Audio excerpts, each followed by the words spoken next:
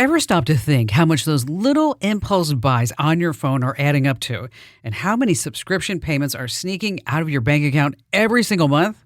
Before I started using Rocket Money, let me tell you, I had no idea.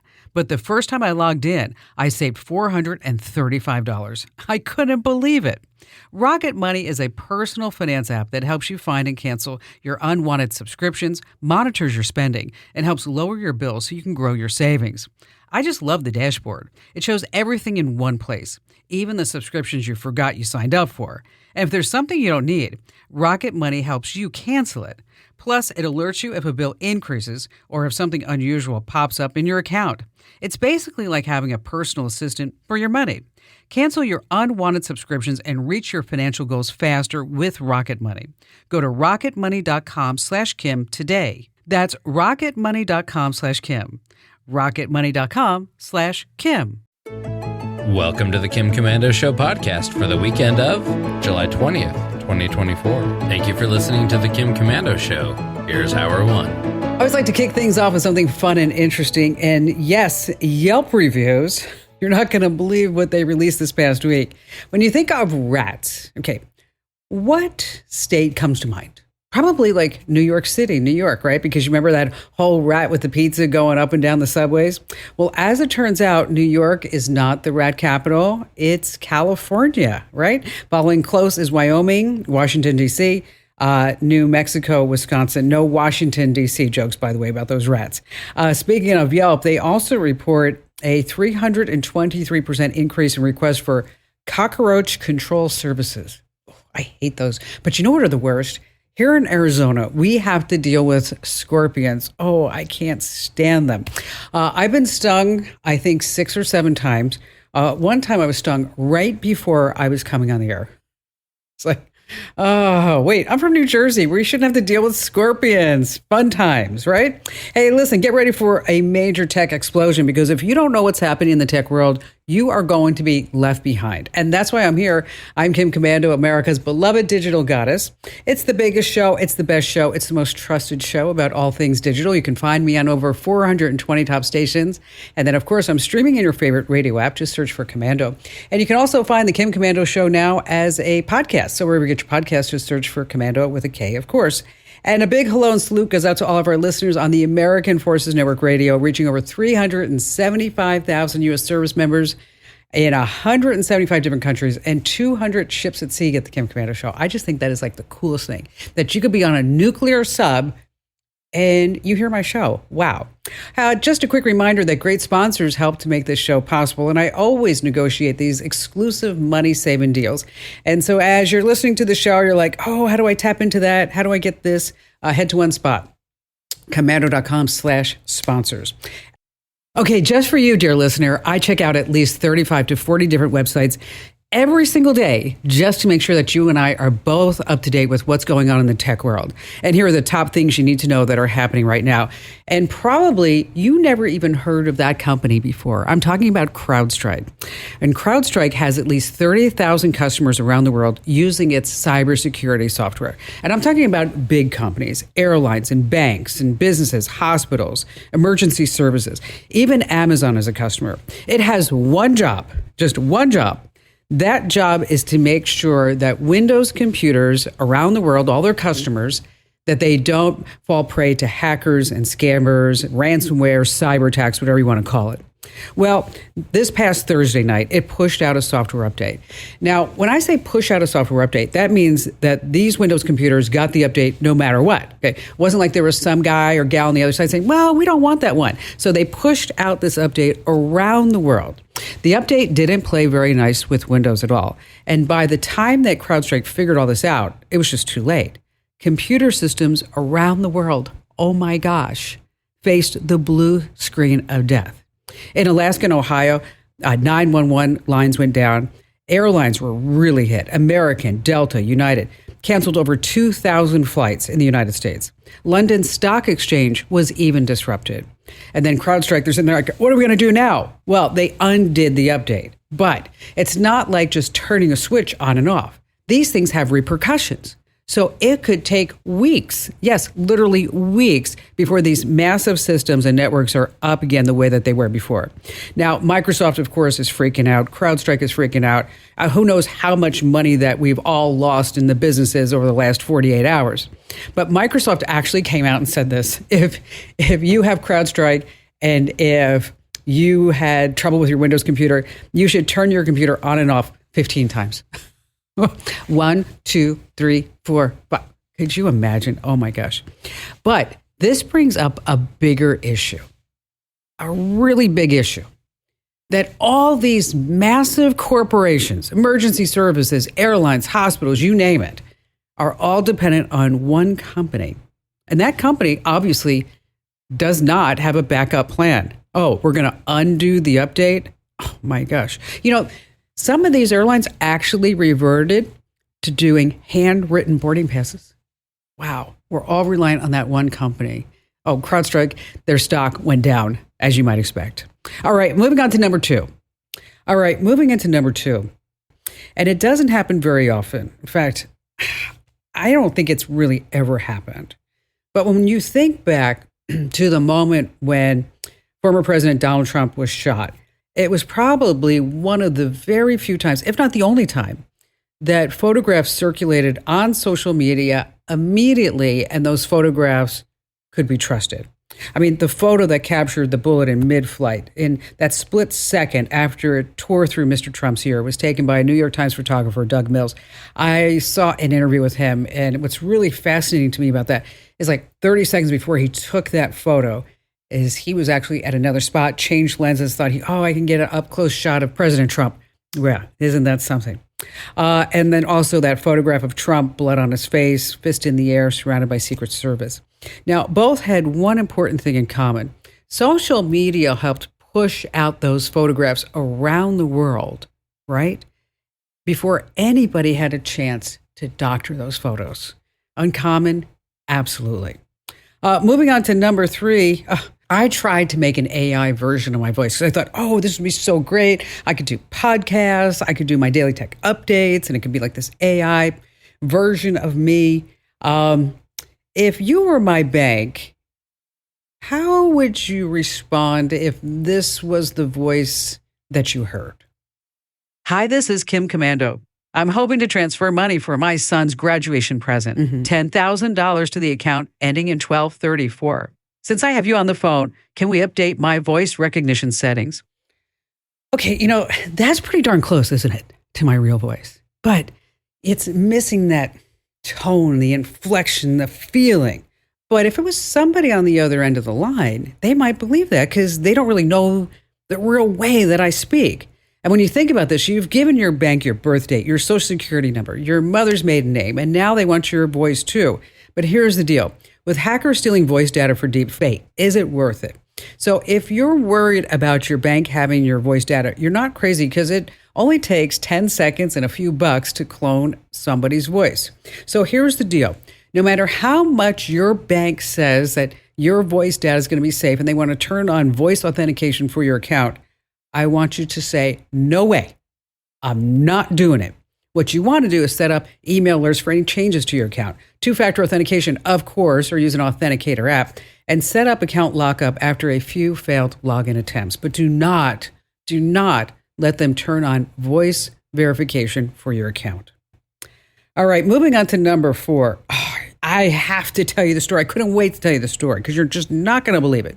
So imagine this woman sitting there in front of her computer, just doing what she's doing, maybe checking her accounts, going on Facebook, whatever it may be. Up pops an ad, and it says, oh no, watch out. Your accounts have been taken over by Russian spyware, and we are the federal government, and we are here to help. And all you need to do is give us $46,000, and we'll make sure everything go away. So she called them, obviously. Then they said, oh, that's not enough. You need to give us gold bars, $900,000 in gold bars. So guess what she does? She goes and buys $900,000 worth of gold bars. And a courier actually comes to her house to pick them up. Then they say, that's still not enough for us at the government to get rid of all the Russians in your computer. You need to give us more gold bars. Not another $1 million worth of gold bars. You need to give us $2 million worth of gold bars. That's when it dawned on her, oh, I don't think this is legit. She called the cops. The cops set up a sting where they had the suspect, Zhenyang Wang, 19 years old from Brooklyn, New York, show up. And then they handed the fake $2 million worth of gold bars. They arrested the guy, and hopefully they're going to lock him up. The woman, by the way, was 82 years old. So warn your family members and friends. And if you ever get a pop-up like this, you need to do one thing: turn off your computer. All right, coming up, we're going to talk about how you can block all those annoying political text messages. Yeah, I am there with you. How to stop your TV from spying on you. Easy way to find and delete all the accounts that you forgot about. And also just a little personal message from me about organ donors. And we have all of your fantastic phone calls. And you have me. Wouldn't want to miss that. Kim Komando. Hey, if you have not already entered to win the $1,000 vacation giveaway gift card, oh my gosh, what are you waiting for? Go to winfromkim.com. Once again, that's winfromkim.com. Now, there is a catch. You have to get my free newsletter. That's it. Just 1 or 2 times. Winfromkim.com. If you don't like it, there's a one-click unsubscribe link at the bottom. Okay, which you're not going to want to unsubscribe. It has a 4.92 star rating out of 5 stars. Okay, winfromkim.com. All righty then, let's get this Tech Fest started with Susie from Oro Valley, Arizona. We spoke, I remember, was at the beginning of the year because it was about your kitchen, right? That is exactly right. We were coming up on the tail end of a very long kitchen remodel, a very large kitchen remodel, and we had $61,000 to pay to our design company, and we wire transferred it. But what happened before we did the wire transfer was that a series of emails got hacked on the side of the company, Arizona Designs, and we ended up with an email that gave us fraudsters' account information. And the money went through, and we have since found out where the money went. That doesn't mean we're getting it back. Where'd the money go? Well, it went into the bank account of a 48-year-old divorced man in Midland, Texas, who works in the oil and fracking industry. And here's the thing. I kind of feel sorry for him, but I don't, because he participated in fraud in that he was a money mule, which meant that the money went into his account, and then the real fraudsters took the money through his account and out and turned it into Bitcoin. Oh, jeez. Our local Oro Valley Police Department investigated. They found out the name and the address of the person who received our money, and they handed it off to the Midland, Texas detectives. And that detective, she's subpoenaed his phones, his computers, his bank accounts. Wow. She found that he lost all of his 401k, all of his savings in a pig butchering scam. Once his money was gone, they still sad, poor me, please help me. This, quote, woman wanted more money. So she said, well, I can figure out how to get money, but can it go into your account? And you can get a little bit of the money yourself, but we'll take the money out. And so he willingly participated in this. The Midland, Texas detective, Sonia Campbell, she's fabulous. She, in her investigation, she was able to tell him, this is not a woman. This is not even, the story is not true. You have been completely set up. They traced the email back to Nigeria. Did they?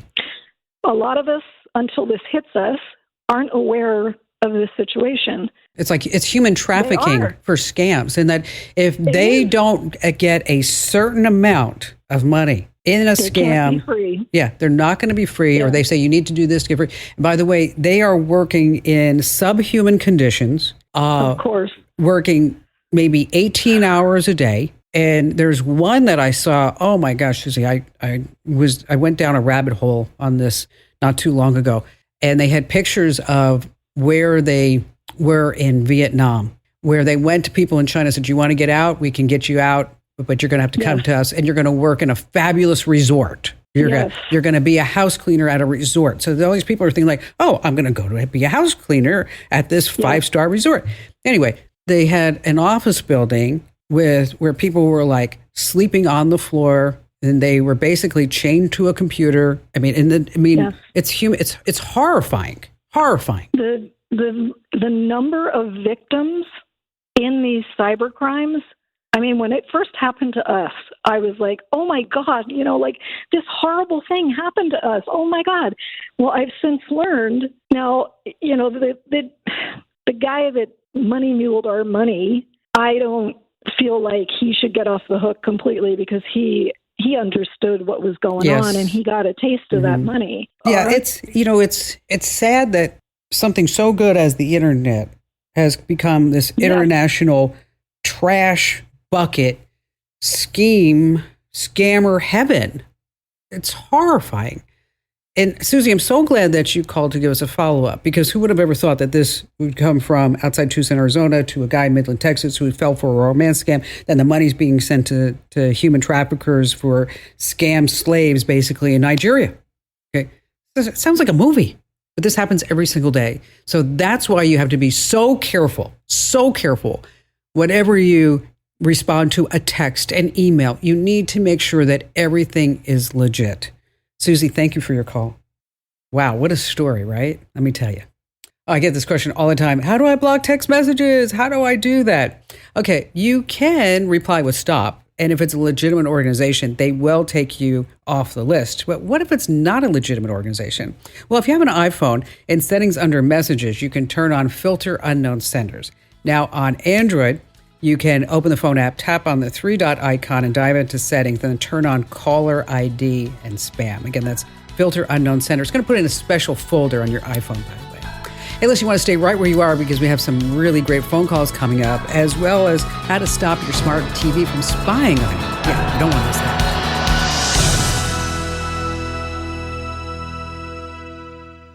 If you own a home, listen up. This is scary. The FBI is warning about a crime on the rise, home title theft.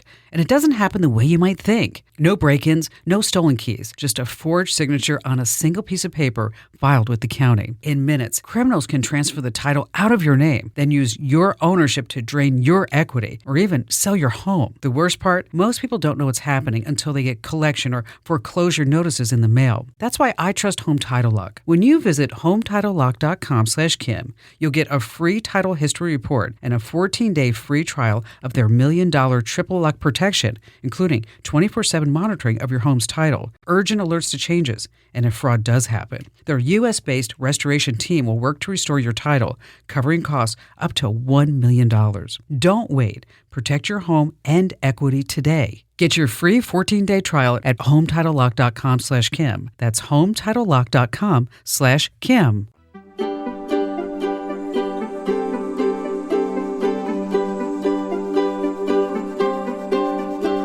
All right, let's see. Coming up, we have the easy way to find and delete all those accounts that you set up and you forgot about.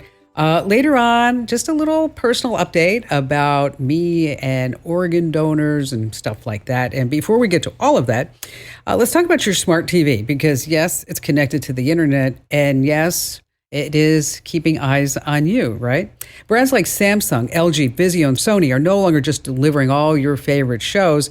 What they're doing is they're gathering information about what you watch, all the apps that you use, and even listening into your voice commands. Why would they want to do this? Oh, they're making money, silly. They're selling all this information to advertisers, marketers, and who knows who else. So what you want to do is dive into your TV's privacy settings, and that's where you're going to find options like app usage data, limit ad tracking, or simply tracking data. Just customize what you want your TV to be selling about you, and then you're going to be good to go. Now, aside from the big Kim Komando show, I actually host a podcast too called Kim Komando Today. Funny how that works. I'm Kim Komando. Okay. You can find it wherever you get your podcasts. And I get to speak to some really interesting folks like Amy Chan.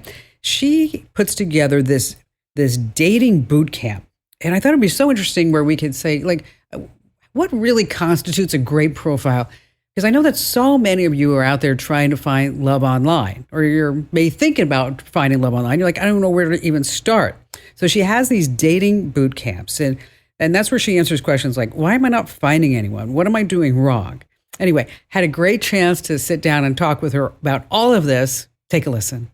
What do you see is the biggest problem that people make when they hop online to find somebody just to start going out with. Maybe they're not even thinking about having a relationship, but at least they want somebody to go have like a drink or go play pickleball with. There's two big problems. Number one, they have a perception of how they're being perceived, but this is actually not reality. And this is one of the things we do at Dating Boot Camp.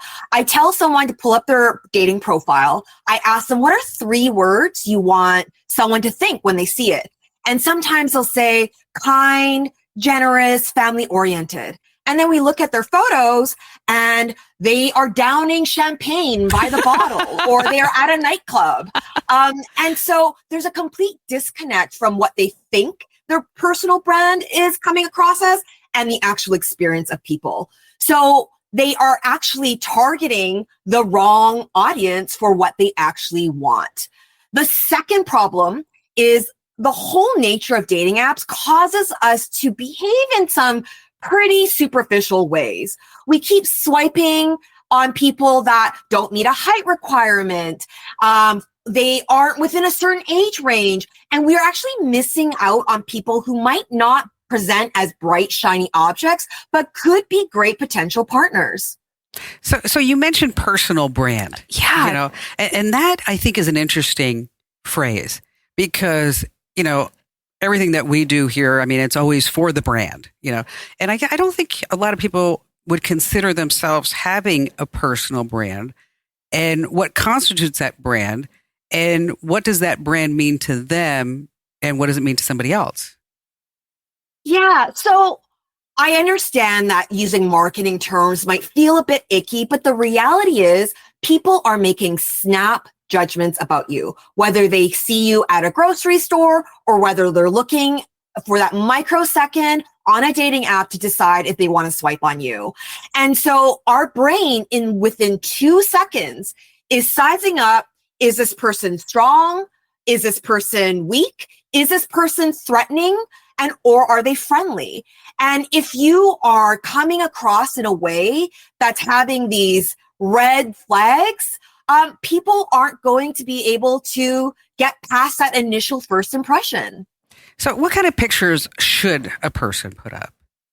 All right. So the very first photo should be a profile photo of your torso and up. You should be smiling in that photo. No one else should be in that photo.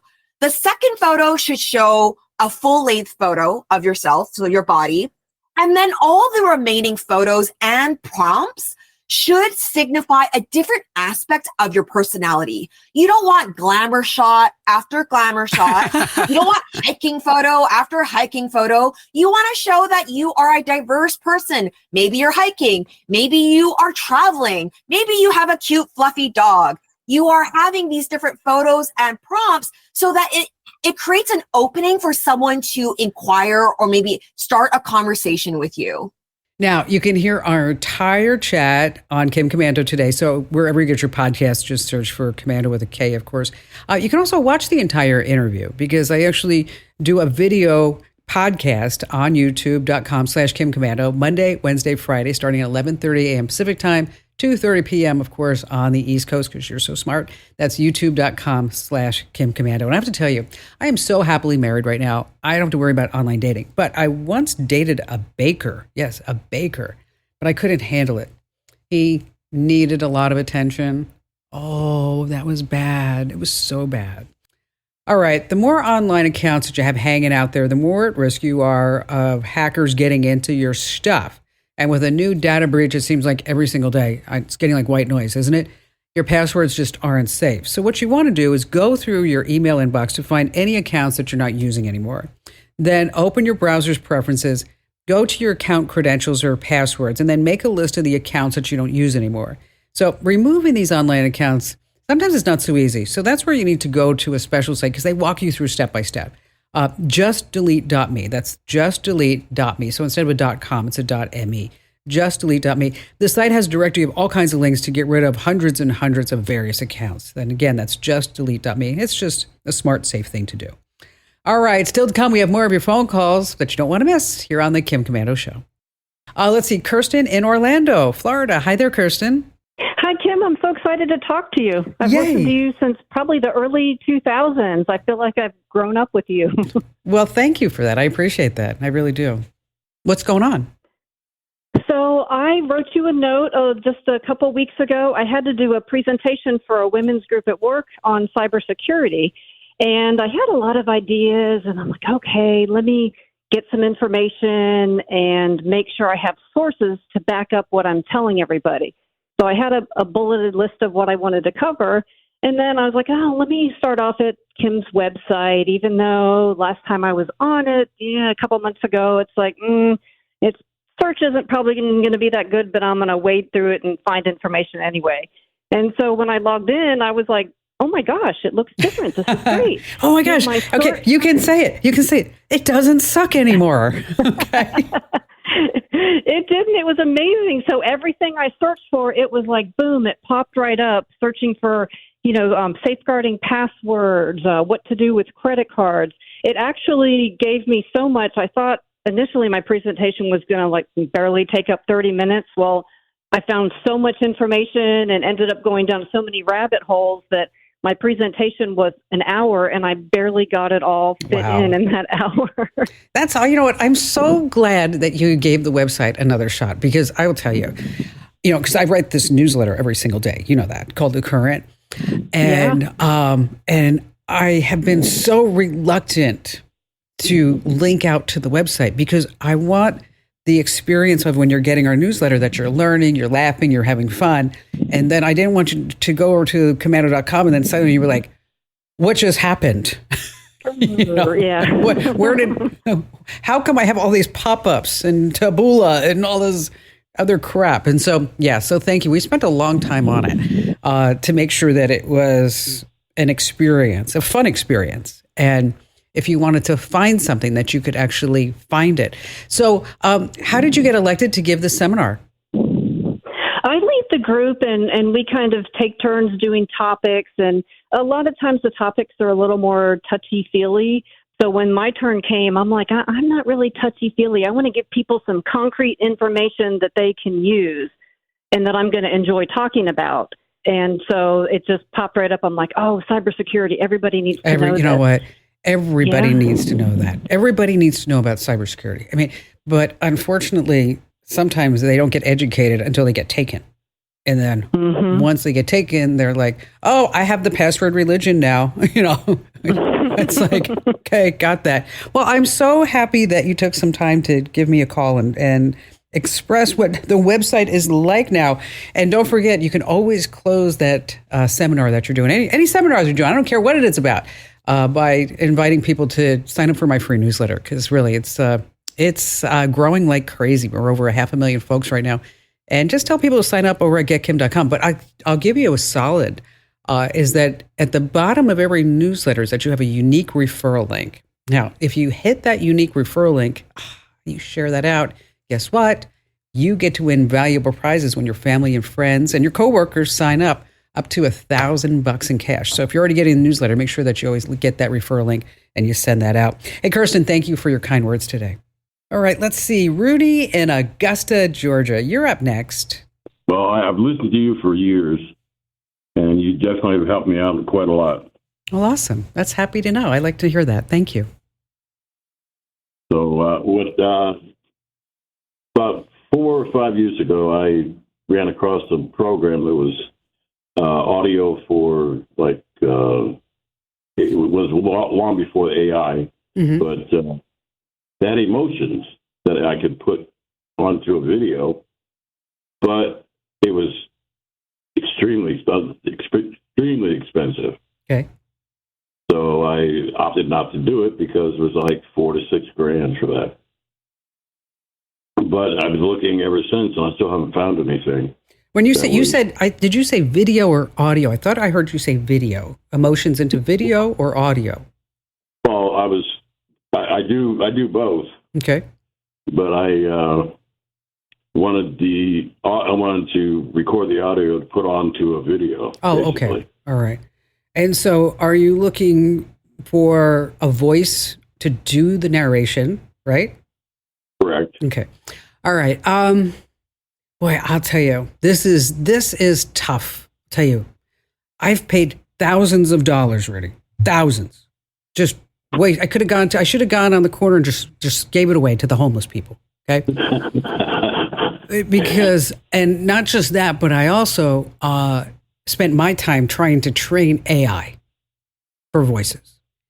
And see, and using your voice versus somebody else's voice, I think it's better if it's not your voice versus somebody else's voice. Because I'll tell you, I canceled the contract because they charge you a monthly fee to do that. Because I thought, hey, think about this, Rudy. Wouldn't it be great if I could be sitting my butt in Maui and do a podcast or do a show? Whoa, yes. No, doesn't work. I tried one of our 60-second features. You'll get a kick out of this.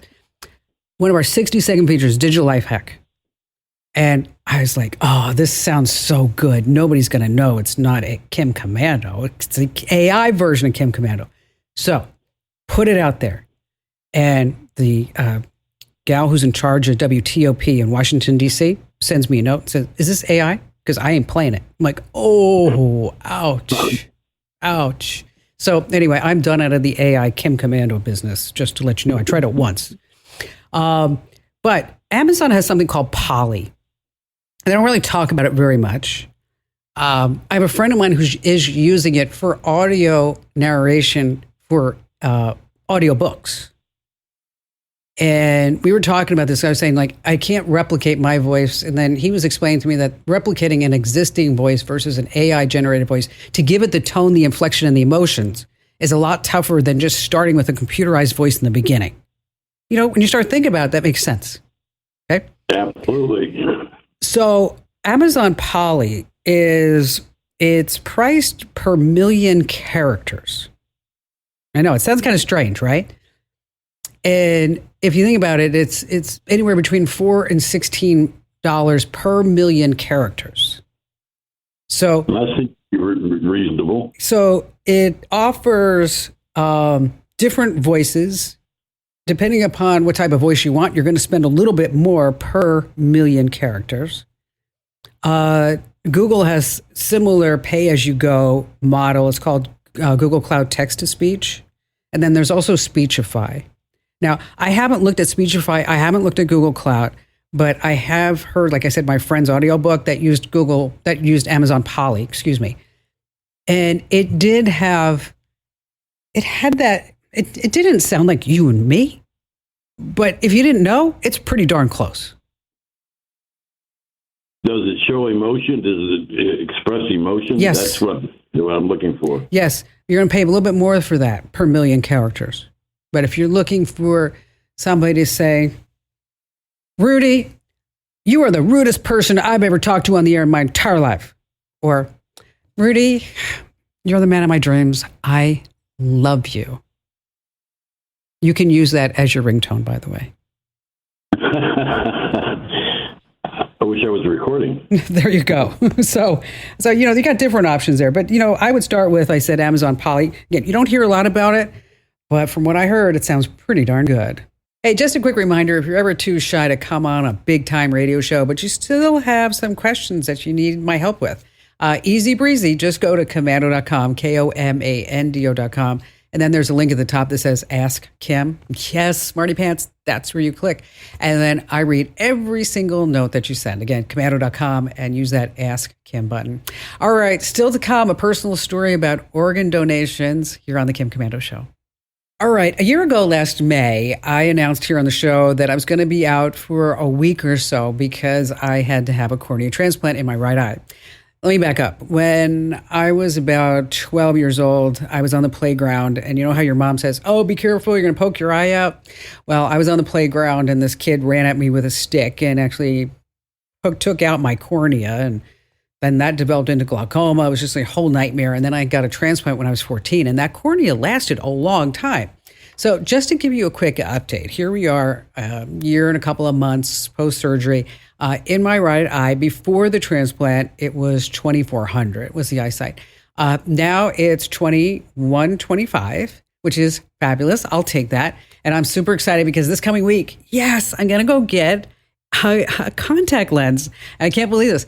The doctor told me when I get the contact lens, I'm going to be able to see 20/20 out of that eye. Isn't that something? So if you're not already an organ donor, take it from a person who's a recipient. Go to organdonor.gov and sign up. That's organdonor.gov.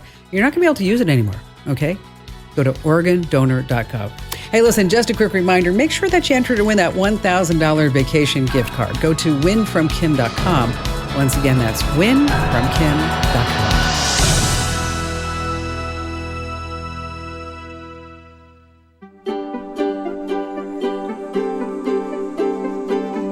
Thanks for listening to The Kim Komando Show. Here's hour 2. Oh my gosh, I can still see that picture of me. I think I was at my sister's wedding and I had a perm. Oh, bad look. It was a very, very bad look. So remember all those perms? Well, it was a fad and then it went away. I guess it was in the 80s, 90s in there. Well, guess what? It's back. And the Gen Z men are getting it. It's called the Zoomer perm, or affectionately referred to as the broccoli haircut. So it's really super curly on the top, short on the sides. And these young men are actually getting perms in order to have the broccoli cut. Wow. Hairstylists are saying the perm renaissance is all thanks to social media. Remember, perms smelled so bad. Oh, those memories give me so many twisted thoughts. What a nightmare. Hey, on that happy note, welcome. I'm Kim Komando, America's digital goddess. You tapped into the biggest show, the best show, the most awesomest show about all things digital. And if you want to get ahead in tech, you need to know what's going on with AI and technology in your life. Otherwise, you really will be left in the dust. And you can find the Kim Komando Show across 420 fantastic stations across the United States. You can also find me streaming in your favorite radio app. And you can now get the Kim Komando Show's podcast. That's right. Wherever you get your podcasts, just search for Komando with a K. And a special shout out goes to all of our listeners on the American Forces Network Radio, serving more than 375,000 American servicemen and women in the Army, the Navy, the Air Force, the Marine Corps, the Coast Guard, and the Space Force in 175 different countries. And just a quick administrative note is that throughout the show, I mentioned our great sponsors who help make this show possible. And they always have exclusive money-saving deals. You're not going to get a better deal anywhere else. And so in case you want to check them out, go to komando.com/sponsors. That's komando.com/sponsors.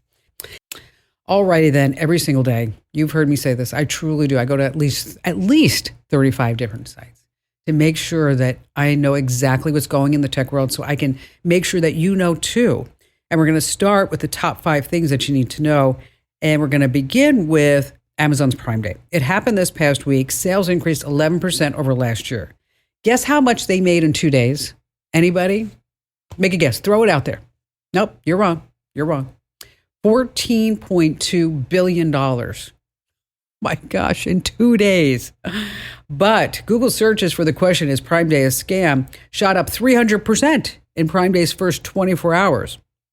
It's all based on the idea that in all the weeks leading up to Prime Day, Amazon starts tweaking the prices. They keep putting them up just a little bit. So when the day arrives, it cuts them back to where they were in the beginning. But that cut appears to be an instant and legit Prime Day discount. So 2 years ago, Bloomberg reported something similar, that some prices labeled as discount were actually the item's regular price. So after this $14 billion haul, wow, people will spend money. So when holiday shopping comes around, and I'm going to remind you of this, but what you want to do is look back at the prices, say in September, October, using that tool Camel to see if all those holiday discounts are actually real. Moving on to number 2, it's happened to me and it probably has happened to you too. You're using, say, Uber, Lyft, Instacart, Postmates, whatever it may be. And this says it's a 5-star shopper. And maybe the guy's name is John. And you're like, oh, okay, John is a diamond shopper. It's going to be phenomenal. But then suddenly, John doesn't show up. It's like Mary. And you're like, okay, I don't want to say anything. So what's going on? Well, as it turns out, there's a side hustle black market. And one of the leaders just got busted. Her name is Priscilla, not in Presley, but they call her the queen of the rideshare mafia. What she does is rent out all these different accounts, Uber, Lyft, DoorDash, you name it, to immigrants. And she gamed the system by pulling together a whole bunch of stolen licenses and then editing in her customers' faces to bypass all the security checks. Wow, isn't that something? 1 week, she made $15,000. On average, she was making $10,000 a month until the FBI went knock, knock, knock. So here's the deal. is that if you're using any of these delivery services, especially Uber or Lyft, just make sure it is actually the person. But if you're using the delivery services, what I do is I don't let them come near the front door anymore. I just tell them to leave it out by the gate. Moving on to number 3, there's a new app. I don't know if this is a good idea or not. I want you to tell me on social. It's called Magibook. And it takes classics and it makes them easier for you to read. So there's elementary, beginner, intermediate, advanced, and original. That was the way the book was originally written. So the whole idea is that if you didn't understand what Shakespeare was, is that they could put it in like regular language that we would understand today. So take A Tale of Two Cities. You know the opening, right? It was the best of times. It was the worst of times. It was the age of wisdom. It was the age of foolishness. Now, let's start using the app, okay? Instead of that, here's what you get. It was a time when things were very good and very bad. People were smart and silly. Some believed a lot. Some didn't believe anything. There was light and dark. Okay. Good idea or not? It was the best of rhymes. It was the worst of rhymes. Oh, number 4. Man, I got this. You get a letter in your email from Social Security this past week and you thought, wow, scammers getting pretty good. Turns out that the Social Security Administration did send out a mass email talking about how it's transitioning all Americans' online accounts to the new login.gov platform. Wow. Okay. They promise a more secure way. You got to use an authenticator app, and there are all kinds of steps. And if you did get the email, it is legit. If you're wondering about how it works because you didn't get the email, we have all the steps posted over at komando.com. And finally, this coming in at number 5. There's this guy. Rick Shearman, and he is an experienced body surfer in Byron Bay, Australia. So as he's out there doing some body surfing, and suddenly like this wild current came in and then just swept him out to sea. Now keep in mind, this guy surfs here like almost every day. So he went under a few waves. He couldn't breathe. He started to cramp up. And after being out in the water for about 20 minutes, he's like, I'm in really deep poo-poo right here. I don't know if I'm going to be able to get back. But guess what? He had an Apple Watch Ultra on with a cell connection. So he was able to put the Apple Watch to his ear, talk to them until a helicopter arrived. He was saved. The Apple Watch has been certified waterproof to depths down to 50 meters since the Series 2. The Ultra has a more rugged design, by the way, depth of down to about 100 meters. Love these stories. Apple Watch, it really is an incredible device. All right, still to come, some ways that you can get discounts at the supermarket without sharing your data, and some side hustles to make some extra money. And of course, we have all of your phone calls coming up, and you have more of me, Kim Komando. You need a vacation. I can tell. You know what? You've been a little short. You've been a little frustrated. I didn't want to actually tell you this because I didn't want to hurt your feelings, but you need a break. And I am giving away a $1,000 vacation gift card right now over at winfromkim.com. And there is a catch. You have to get my free newsletter a few times. But, you know, if you already get the newsletter, you can also enter to win, by the way. That's winfromkim.com, winfromkim.com. Let's see. Chris in Roanoke, Virginia. Hi there, Chris. Well, I would like you to educate me about all things related to AI. I know that's a tall order. Specifically, though, AI detection. Okay. I'm a public school teacher, and I have some colleagues whose kids have started to go to college. We also, of course, have high school. And I know AI is just a fact, and that's fine. I mean, as a educator, I can roll with it. But I'm curious to know more about AI detection. And I know words like burstiness and perplexity and that sort of stuff, but I'm just not quite sure how much we should believe when in AI detection when they say that they suspect 75% has been written by AI. So maybe you could just tell me a little bit about that. Well, before we get to that, how are you introducing AI to your students, and what grade do you teach? I have slightly unusual position. I run a program for gifted education. I coordinate a program. That's about 60% of my job, and then the other 40% I work with K through 8. Honestly, I don't really introduce much about it. I certainly acknowledge that it exists, that certainly kids or students are going to be using it. I think to pretend otherwise is just, I mean, like burying your head in the sand a little bit. But I use it myself. I don't want to pretend that, that it's not out there. And I think it's an awesome tool. You know, in some ways it's like, hey, everybody gets an assistant, which can be great. But I'm not quite sure what how much I know or how much I understand about what AI detection does, because I thought every time you put a prompt in, it was coming up with something unique and new, different every time. And if you didn't like it, you could always hit redo and it would do it again. So, well, you have to remember that AI is based on algorithms. Okay. Right. And basically what AI did is it scraped every knowledge base that exists. It went out and read every book. It scraped every white paper.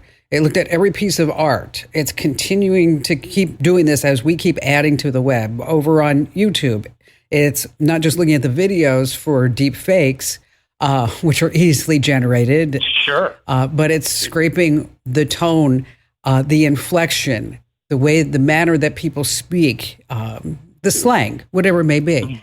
And so it's pretty much duplicating all of mankind so that you and I can go on an app or on our phone, whatever it may be, on the computer, and we can type in whatever we want to know, and then we'll come back and spit up an answer. And so the AI detection systems are made to look for certain phrases, like you mentioned, things that we don't necessarily say in our speech. It's also looking for repetitive sentences because it knows that these are maybe used in different copywritten works. Okay. It's looking for unusual phrases that maybe the sentence structure is off. And somebody who is maybe graduated from high school wouldn't necessarily write that. But by no means are the detection systems 100% accurate. I mean, it's going to make errors. Is it 20% correct at the time? Is it 80%? I don't know if we really know that yet. Okay. I think that the companies that make these detection systems would like you to think that it was 100%. It was 90%. Right. But I'm not really certain that they're able to do that to that percentage of accuracy, simply because every time that AI, a new version comes out, is that it's, I hate to use the word smarter, but it's smarter than the last version. It seems to be getting better. And their AI detection systems are going to have to be made, obviously, to find that and to pinpoint that. So it's going to be a continuous process until we get to a point where AI is actually thinking for itself, which is right now there are 5 stages of AI. We are in stage 2. Stage 3 is Evolve. And Evolve should be here maybe within the next 6 months. And, And what that means is that it's able to make the next conclusion. So so you may put a prompt in, like I put a prompt in this morning. What is the smell of sulfur in my house? Okay, I built a house. Now there's this weird, it smells like a sewer. Okay. So is there something wrong with, and I don't know anything about sewers or plumbing. I mean, let's just say that right up from the front. So it's like, okay. But I'm basically thinking, is this something I have to get the contractor involved with? And it does, because it was talking about water heater problems. But, the next stage of AI would be, okay, so now you have this sulfur smell.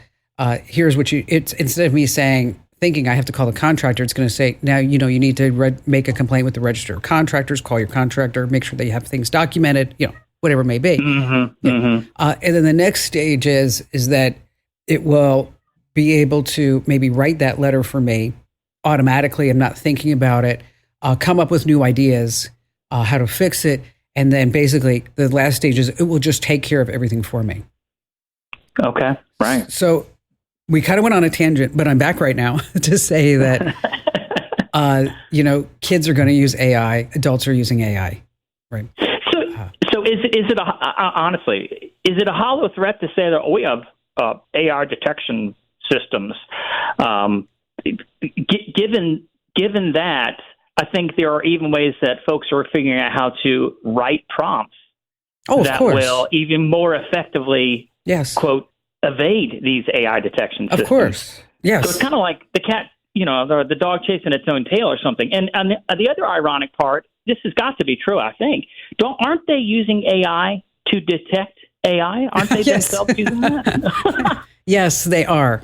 Yes, they are. Oh. I mean, you're in a tough spot as an educator. I mean, so how do you make sure that the kids aren't using AI? Well, they're going to use AI. The only way you can do it is say, okay, do all the research, come in and write the paper in front of me. In front of me, right. On a lockdown browser. Yeah. So, and we do want the kids to learn. It's almost like when calculators first came out, although this is like calculators on steroids. But it's almost like when calculators came out, it's like, oh gosh, people aren't going to know how to add and subtract and divide anymore. I mean, do we really need to know that? Yes, we do. I mean, how many times have you gone to the convenience store and you give the person like $5 and it's $4.63 and they have to look up to see what the change might be? You know, it's kind of nutso. But I will tell you that, speaking of math, I mean, I'm doing math in ChatGPT. I'm guilty of it. So really great question, Chris. Thank you for taking some time and giving us a call today. Have you ever bought anything from Amazon and you thought to yourself, this feels like it was used. It kind of feels icky. It doesn't have all the parts. Well, you can tell if you know the secret. Look for a label on the packaging that begins with the letters LPN. LPN. This usually means that the product has been reprocessed by Amazon and it might not necessarily be new. Again, those 3 letters right on the packaging, LPN. Stay right where you are. We have more tips, tricks, and phone calls coming up that you don't want to miss.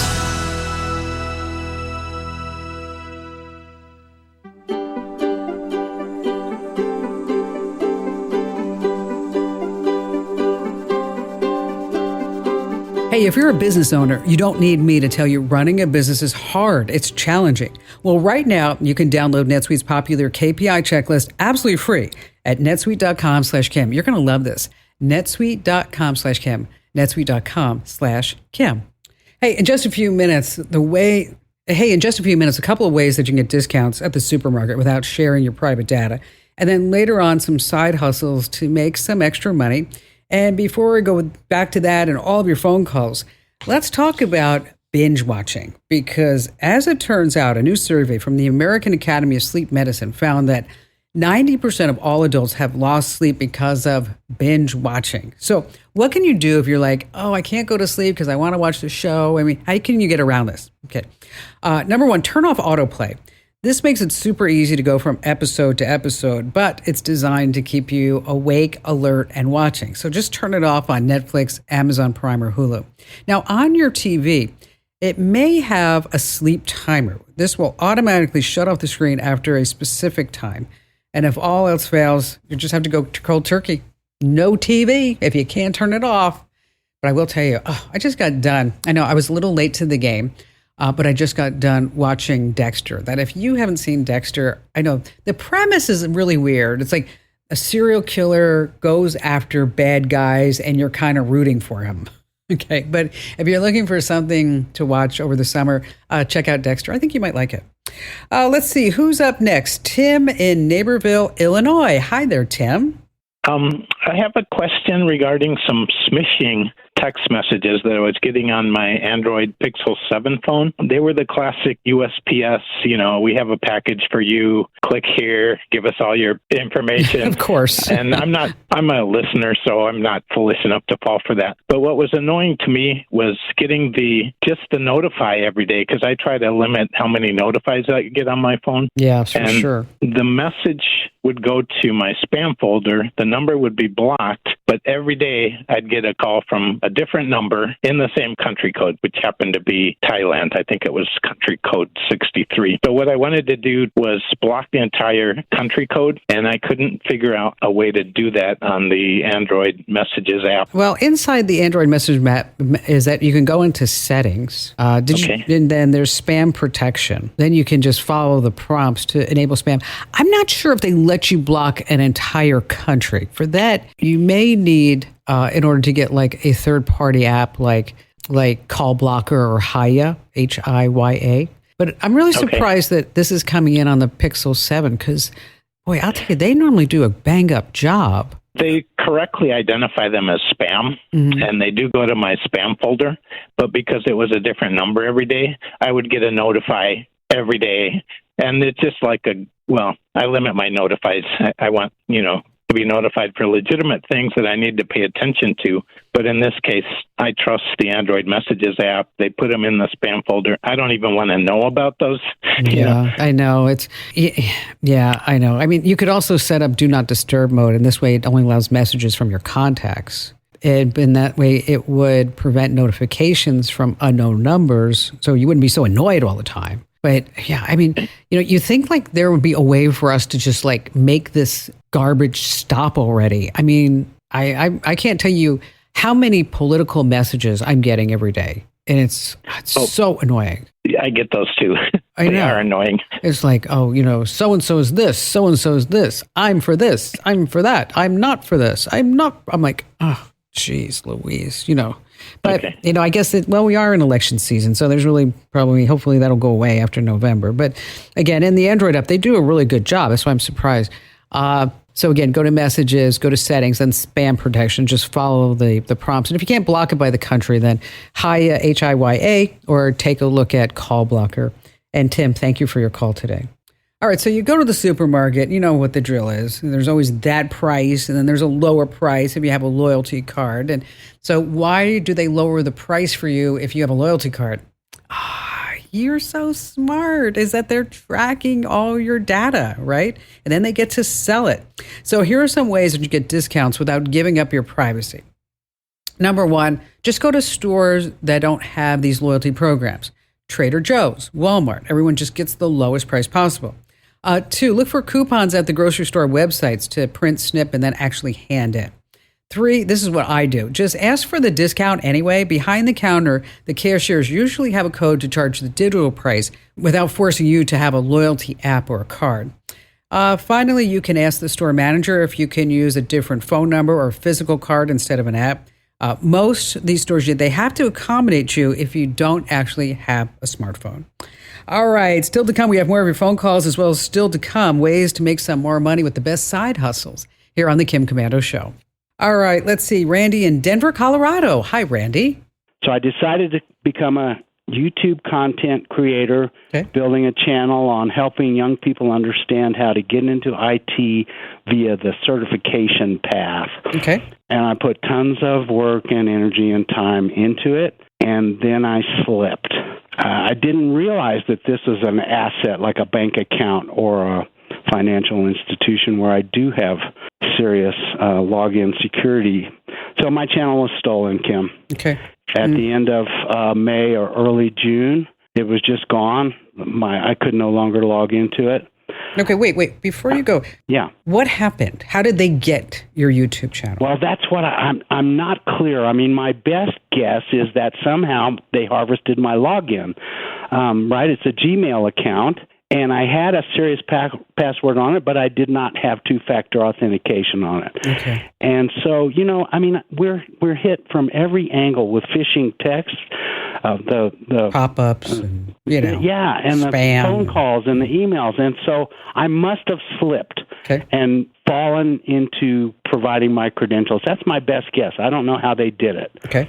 All I know is it's gone. And so I reported that. It took me a while to figure it out on YouTube, how to contact them and tell them about it. And after their investigation, this is an offshore YouTube support group, they said they saw no evidence of suspicious activity on my account, and we will no longer discuss this with you. Okay. So what I can't understand is that there has to be a record of the day that account was moved off of my Gmail account onto another Gmail account, because I can't get to it. I have the links to the account. I see it. I can go to it. I can't log in. Because they've taken it over. You're not going to be able to. Yes, they have, and they've put up some phony baloney. It says make money with AI. I think it's just being set up to be resold. I had 2,100 subscribers. Well, here's the deal. They've taken it over. You're not going to be able to get it back. Yeah. Okay. They've changed the Gmail address that is attached to it. They have, the access to it. Okay. So that's just gone. It's gone. It's done. I mean, happy days, huh? Yeah, I mean, hopefully you had backups of your videos. I do have the videos. Yeah. I do. I do. And I'm glad that you do, because so many people, they just load it up to YouTube and they're like, oh, well, that's going to be my backup. I don't need to have anything. It's hard for us to keep up with how evil the world has become. Well, You try really hard to help us, though. You really do. You know, it's unfortunate that this happens, and then Yes, it people is. are going to get scammed. You know, somebody's going to see a fake Elon Musk up there saying, "Give me your crypto and I'll double it overnight." Then then they're going to go, "Oh, here we go." Every evil thing there is. Right. We're surrounded.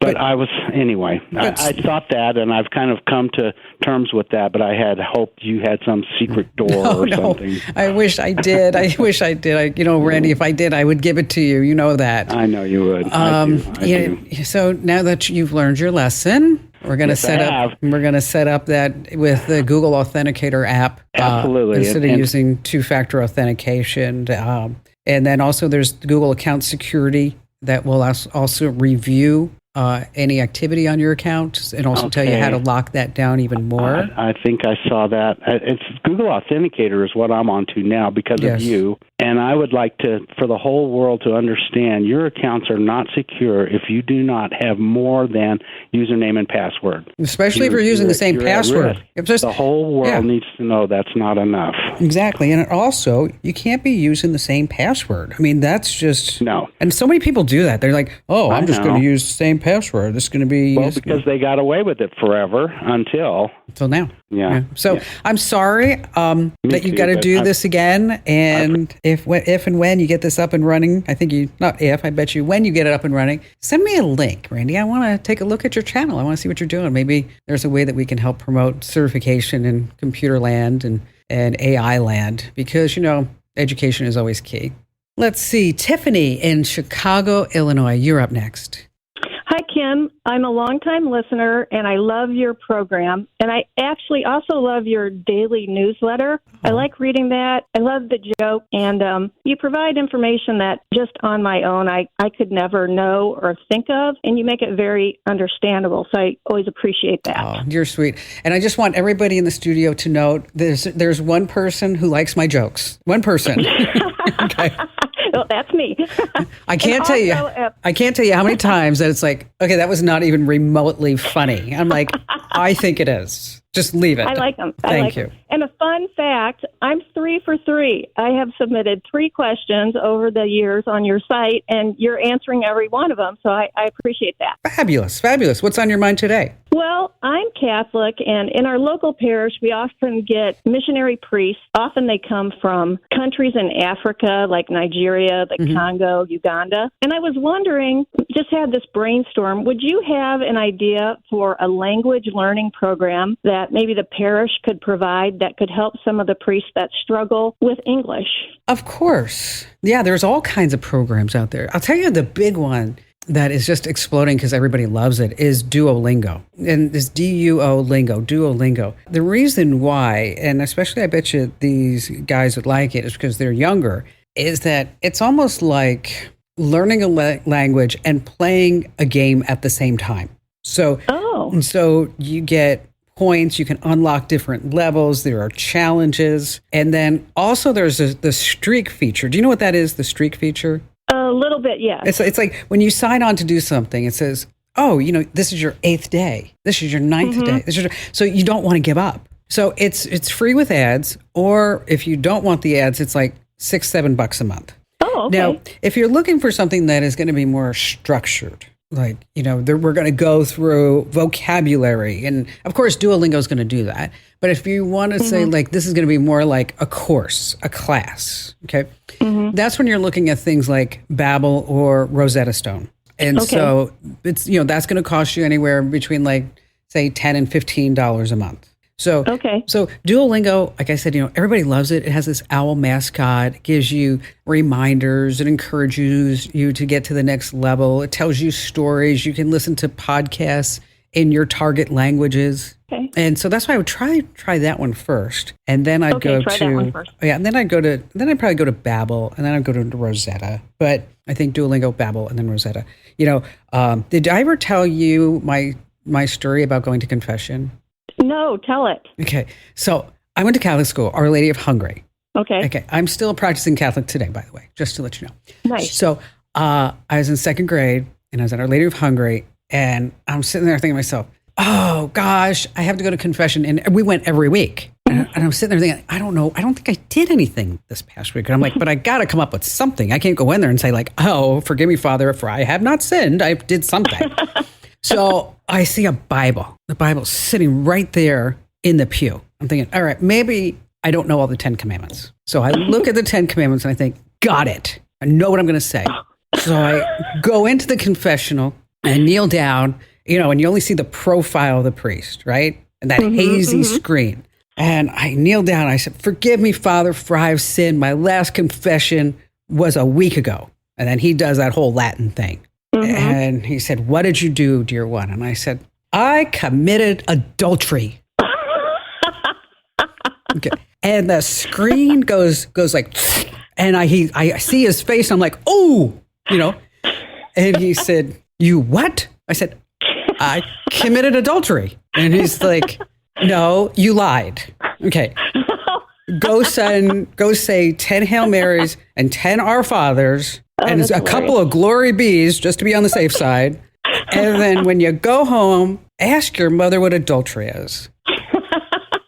I like that story. Yes. I always think about you, and I always think that St. Lucy should be your saint. And I always ask that St. Lucy will pray with you and for you and to assist with your vision. Oh, thank you for that. That's how I knew who St. Lucy was. That's, you know what? Thank you. That means a lot. And I appreciate your prayers. I do. Because there's a lot of power in prayers. Another new saint for you should be Carlos Acuda, the new saint that the Pope, because he is for technology. So I think that would be a great person for you to ask to pray with you and for your family and for all the listeners.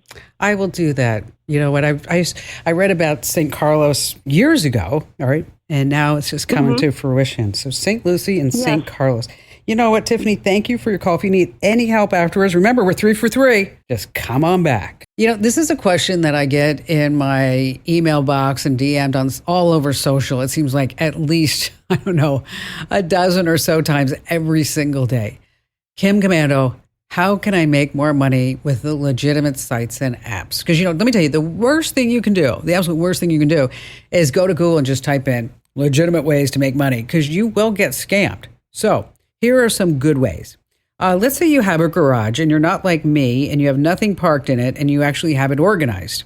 Well, that's when you can use the Neighbor app. It lets you rent out your garage or even just your parking spot. So it's super handy if you're close to an airport or a concert venue.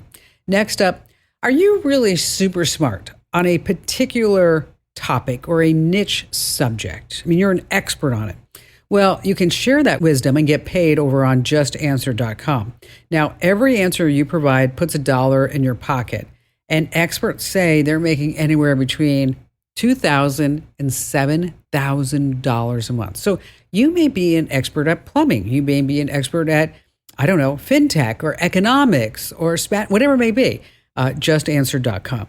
Now, for those of you who like to drive, but you're looking for something a little bit more upscale than Uber or Lyft, there's something called Alto. Now, it is not in every city. It's ALTO. It's a high-end ride-sharing app that treats drivers like royalty. You get hourly pay, training, and you even get to cruise around in a sleek, all-white Buick Enclave. Again, what I just mentioned, the Neighbor app, justanswer.com, and Alto. And just a quick reminder, make sure that you enter to win that $1,000 vacation giveaway at winfromkim.com.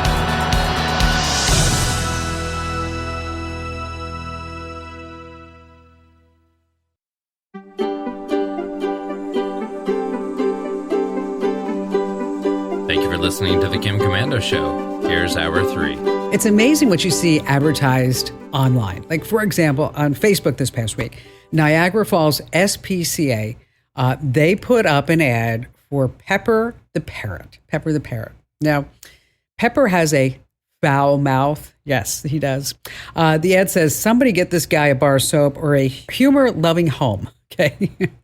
Forget, does Polly want a cracker? Polly comes out and Pepper says, I am going to kick your, and then also says, mess with you, except it's not really mess with you. Pepper is a white-fronted Amazon, and he swears, they say, just a little. If we were to write a headline for this adoption, it would read, this is from the ASPCA, potty mouth parrot finds paradise, sailors, truckers, and longshoremen welcome. Could you imagine having a parrot in your house just cussing away? Oh my gosh. The parrot apparently is also pretty bad at poker too. It keeps squawking about its para-tweets. Well, I know, that was a bad one. I promise you're going to get better. Just hang with me. Because after all, I'm Kim Komando, America's beloved digital goddess. This is the biggest show, the best show that you can ever come across about all things digital. And I want you to get ready for a tech know-how festival. Because if you don't know what's happening in the tech world, you are going to be left behind. And that's why you need this show, my award-winning show on over 420 top stations. We're streaming it, of course, in your favorite radio app. And you can now find the Kim Komando Show as a podcast wherever you get your podcasts. Just search for Commando with a K. And let me tell you, great sponsors help to make this show possible. And I always negotiate a money-saving deal just for you with our sponsors. I tell them, listen, I need the best deal available for my listeners because that's what they deserve. So if you're wondering about our sponsors, just go to one spot, commando.com/sponsors, commando.com/sponsors. Alrighty, every single day, rain or shine, weekday, weekends, whatever it may be, is that I visit at least 35, 40 different websites. And I just scan all the headlines. I read the white papers so that this way I'm ahead of the tech race so that I can make sure that you are too. And here are the top 5 things you need to know that's happening right now. And let's talk about if you're traveling this summer, okay? No matter where you're going through, Atlanta, Boston, Los Angeles, the TSA says that their facial scanning tech is going to speed things up.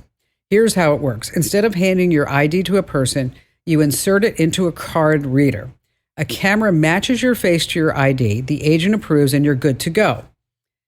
Here's what they don't want you to know, okay, is that you don't really have to do this. You can opt out, okay? In case you're wondering, if you're a U.S. citizen, your photo's kept up to 12 hours after this verification. Now, if you're not a citizen, too bad for you, it's kept in the database. But as I mentioned, signs are supposed to be up that you can opt out. But I tell you, I went through TSA a couple weeks ago, and those signs were not up. But I did ask the agent, I said, if I don't want to have my face part of this database, can I opt out? And he's like, oh yeah, absolutely, you can do that. Just go on out and put your luggage on the conveyor belt. I'm like, isn't that interesting? Isn't that interesting? There are no signs, but you can opt out. But now you know. Moving on to number 2. OpenAI has released this past week, and I want you to listen very, very carefully. I want you to put your thinking cap on. They've released the 5 levels of AI. Okay. So right now we are on the first level. This is the chatbot level. I mean, what we're doing now is that we enter something in a prompt and it gives us an answer, and we hope and pray that it's not a hallucination, that it's actually the truth. The second level are reasoners. These are the AI systems that can solve problems as if it were a human with a PhD in that particular knowledge base. Next comes agents. Agents can make decisions, perform actions independently. So you can say, write me a computer program that does X, Y, and Z, and it would just go out and do it. Fourth level is innovators. That's where the AI develops its own solutions. Wow, think about that. Its own solutions. It doesn't even need a human. That's kind of the frightening part, isn't it? Okay. Fifth, organization. That's where the AI can manage and execute large-scale operations and perform the work of an entire entity. That sucker's really frightening. Right now, OpenAI says we are at level 1, but we are about to reach level 2. Level 2 is the AI system with the doctorate. It's going to go to level 5 before we know it. This coming in at number 3. This is interesting to me. It happened in Santa Monica. Over the 4th of July weekend, the Santa Monica Pier parking lot, let me tell you, I've been there. It's not a happy place. A lot of homeless people, a lot of crime. So there's this guy that's scoping out some cars. It looks like, hey, nobody's in the parking lot. I bet you I can, get in some cars and steal some pretty good stuff. So he breaks into a car, sits in it for just a few minutes, and then, there is a nice truck next to him. So he gets out of that car, and he's like, I'm going to get that truck. So he's about ready to take off the truck, and he thinks no one's seeing him. But then out of nowhere, woo, woo, woo, the cops show up. So how did they know he was in the parking lot? surveillance drones. That's right, surveillance drones. So instead of having police on the beat, they've got a guy or gal with a drone that's just scoping out the high crime areas, and then the police were able to nab them that way. Pretty soon, the drones are going to make arrests themselves. I guarantee you that. Moving on to number 4, as I was flying around on vacation the last couple of weeks, on Hawaiian Airlines, I thought this was super interesting, is that the gal in charge of the whole flight, she came over the PA and she said the normal stuff like, buckle your seatbelts and sit down and don't touch your stuff and the overhead bins and, whatever she has to say. And then she said, and if your laptop catches fire, we have fireproof laptop bags at stations throughout the airplane. Wow, isn't that something? And I was like, oh, okay. That's so smart. So smart. Mahalo for that. This past week, American Airlines Flight 2045 was getting ready to leave San Francisco and head off to Miami.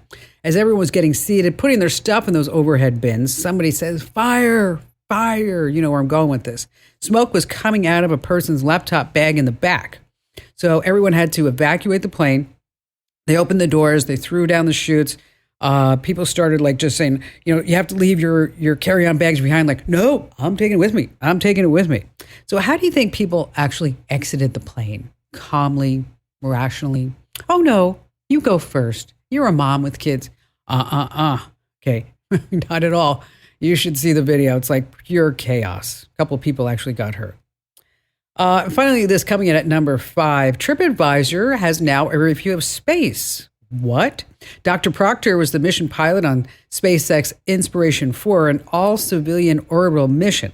So she posted the first TripAdvisor review about living in space. Location, she says, 5 out of 5. Sleep quality, 5 out of 5. She said, floating to sleep in space was amazing. I never even thought I needed a pillow. Food, 5 out of 5, including gluten-free pizza. Cleanliness, 4 out of 5. It was like, well, the floating water bottles had some issues. Overall experience, a 5 out of 5. Recommendation to others, 5 out of 5. Hey, listen, if you ever want to go to space, it just takes years and years of preparations. You got to be in great health, and you have to plan it.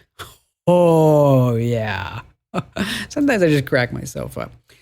All right, still to come, we have some great tips about Apple FaceTime that you don't want to miss. What your online listing can tell criminals. We have the smart way to snag a fully booked campsite. This is some insider intel. And of course, we have your phone calls, and you have me, Kim Komando. Let me just say it. You need a vacation. You don't look good. You look all stressed out. So that's why I want you to go to winfromkim.com, and you could enter to win a $1,000 vacation gift card right now at winfromkim.com. All right, let's get this Tech Fest started with Charles in Waynesboro, Virginia. Hi there, Charles. What I'm interested in doing is obtaining multiple VoIP numbers, internet phone numbers, as many as I can. What I would use these for is for contacting scam call centers, because once you call a call center and you give them a hard time, they'll just block your number. Now, Google gives you one number, but once they block that, what do? How do you go on from there? So what I want to do is bombard a single call center and just make them wish they'd never been born. So you scam the scammers. Well, I'm roughly, I guess, what you would call a scam baiter, although in the scam baiter world, I'm pretty much at the bottom of the food chain. Yeah, there's a lot of people out there that are doing this, you know. God, and didn't you have Kit Boga on your show? Oh, I did. And Kit Boga, I love Kit Boga. Oh. My God, he's one of the best. He is the best. It's just what we aspire to be. It's like, All right, we got to tell everybody who, because it's like kind of insider talk right now. Okay, Kit Boga pretends to be like an old woman, right, or an older man, or whatever age it might be, and and so like the scammer calls and says now it comes time to give him the money, and then he gets this like old Jewish woman's voice and says, "Hi, honey, I got somebody on the phone who wants to talk to us about money." Okay. And then it's like, what, honey? What's it? Then she's like, hold on, scammer. Hold on just a sec. Hold on. Without scammer. I thoroughly love what you're doing and we want to help you. But honey, do we have like $1 million laying around? Okay. Okay. And it just goes on and on. And his whole premise is that if he can keep them on the phone with him, they're not calling somebody else. That right? is exactly right. That is exactly what you know. I'm nowhere near as entertaining as he is, but I think my strong suit is I'm going to make the claim right here on your show. I think I am the oldest scam baiter in captivity. I'm just throwing that out there. Well, how old are you, Charles? I knew you were going to ask that. I turned 72 in May, and people say I don't sound like I'm 72. Yeah, you don't sound 72. Well, then I use that when I call these scammers because I am 72. I know how a 72-year-old feels. I know how they talk. I know how they think, and I can do a 72-year-old without sounding like a caricature, And then I'll come on the line as his angry 35-year-old son. Hey, who are you, and what are you doing with my dad? That sort of thing. So you're having a great time at this. You are. You're just having a great time. Fun. And plus, there's the end result, as you said about Kitboga, is when they're talking to you, they're not talking to a real victim. Yes. And that's what and once, though, they block that number that I use that Google gave me, I can't keep calling them. Yeah. And so I want to know how to get those multiples of. Well, there's a couple of ways you can do it. There's one called not ding dong, ding tone, is that most of these free ones are going to give you like one free number. And then if you want another number, you want more minutes, then you're going to have to watch ads or you're going to have to pay. Okay. And so, you can obviously with Google Voice is that you can use a VPN. Okay. Set up different Gmail addresses. Right. And then get different Google Voice numbers. Otherwise, you're going to be looking at like Burner that's going to charge you, Hush it's going to charge you. They have free trials. Text free is going to charge you. But then you start getting into the paid services like Skype and all the other ones that I'm sure you know about, like Grasshopper and Ring Central. But so if this is just something that you're doing for fun, like I would probably, like I said, use a VPN, come up with different Gmail addresses, get a Google Voice number, they block it, just get another one. And because otherwise you're looking at, you're probably going to, I don't know how often you're doing this. Sounds like this is your entertainment, right? Yeah, pretty much. I do it a couple times a week or whenever they contact me. For sure. Okay. So that would probably be the easiest way to do it. Now, Charles, before we leave, what was the best one that you did? The best one was a real live one. I went down to CVS to pick up a prescription. Okay. And because I've been listening to these scam baiters for like 2 or 3 years on YouTube, I walked past the gift card section. There stood an old woman with a phone up to her head, reading off the type of gift card. No. Alarm bells went off in my head, so I hid around the corner, and I just listened. And I could hear that guy coming through her speaker, and it was an Indian accent, and he was a scammer. And so I just walked around the corner, and I said, "Ma'am, are you buying gift cards for somebody on the end of this line?" She said, "Yes." And I said, "Hang up. He is a scammer." And it took me 5 minutes to convince her to hang up that telephone. Yes. But eventually she did. And the store manager came over and a customer came over and we all sort of told her how these things work. And she just burst into tears because she had already given away $500 worth of gift cards to these people. Now, why didn't she want to believe you? Was it like a grandparent scam or was somebody's quote unquote life on the line? Or? They told her identity had been stolen, and I'm not sure what the entire scam was, but this is what is so diabolical about these things. Once you are drawn into the scam, for sure, you don't want to believe, anything bad about these people. You will shut out everything else and ignore it. So that's what she was doing with me. She was convinced that her identity had been stolen. But that was the best thing that ever happened to me. Yeah, had I not been watching Kitboga and all these other people, I wouldn't have known what was going on down there. So that's got nothing really to do with scam baiting, but it was the most. Well, you know what though? You know what? You helped. You helped. You did a what I like to call a random act of kindness, which we should all do. Random acts of kindness to make the world a better place. Good for you, Charles. Thank you for your call and your kind words about the show. Okay, so you still have time this summer to go on a camping trip, but you're thinking to yourself, oh, all the campsites are booked. We're never going to get a spot. You might be able to. There's a website and app called Camp Flare. It scans national parks, state parks, and national forests for cancellations every 45 seconds. Another one is Camp Scanner, keeping tabs on cancellations at recreation.gov. Once again, that's Camp Flare or Camp Scanner. Hey, stay right where you are. We have more tips and more phone calls you don't want to miss here on the Kim Komando Show.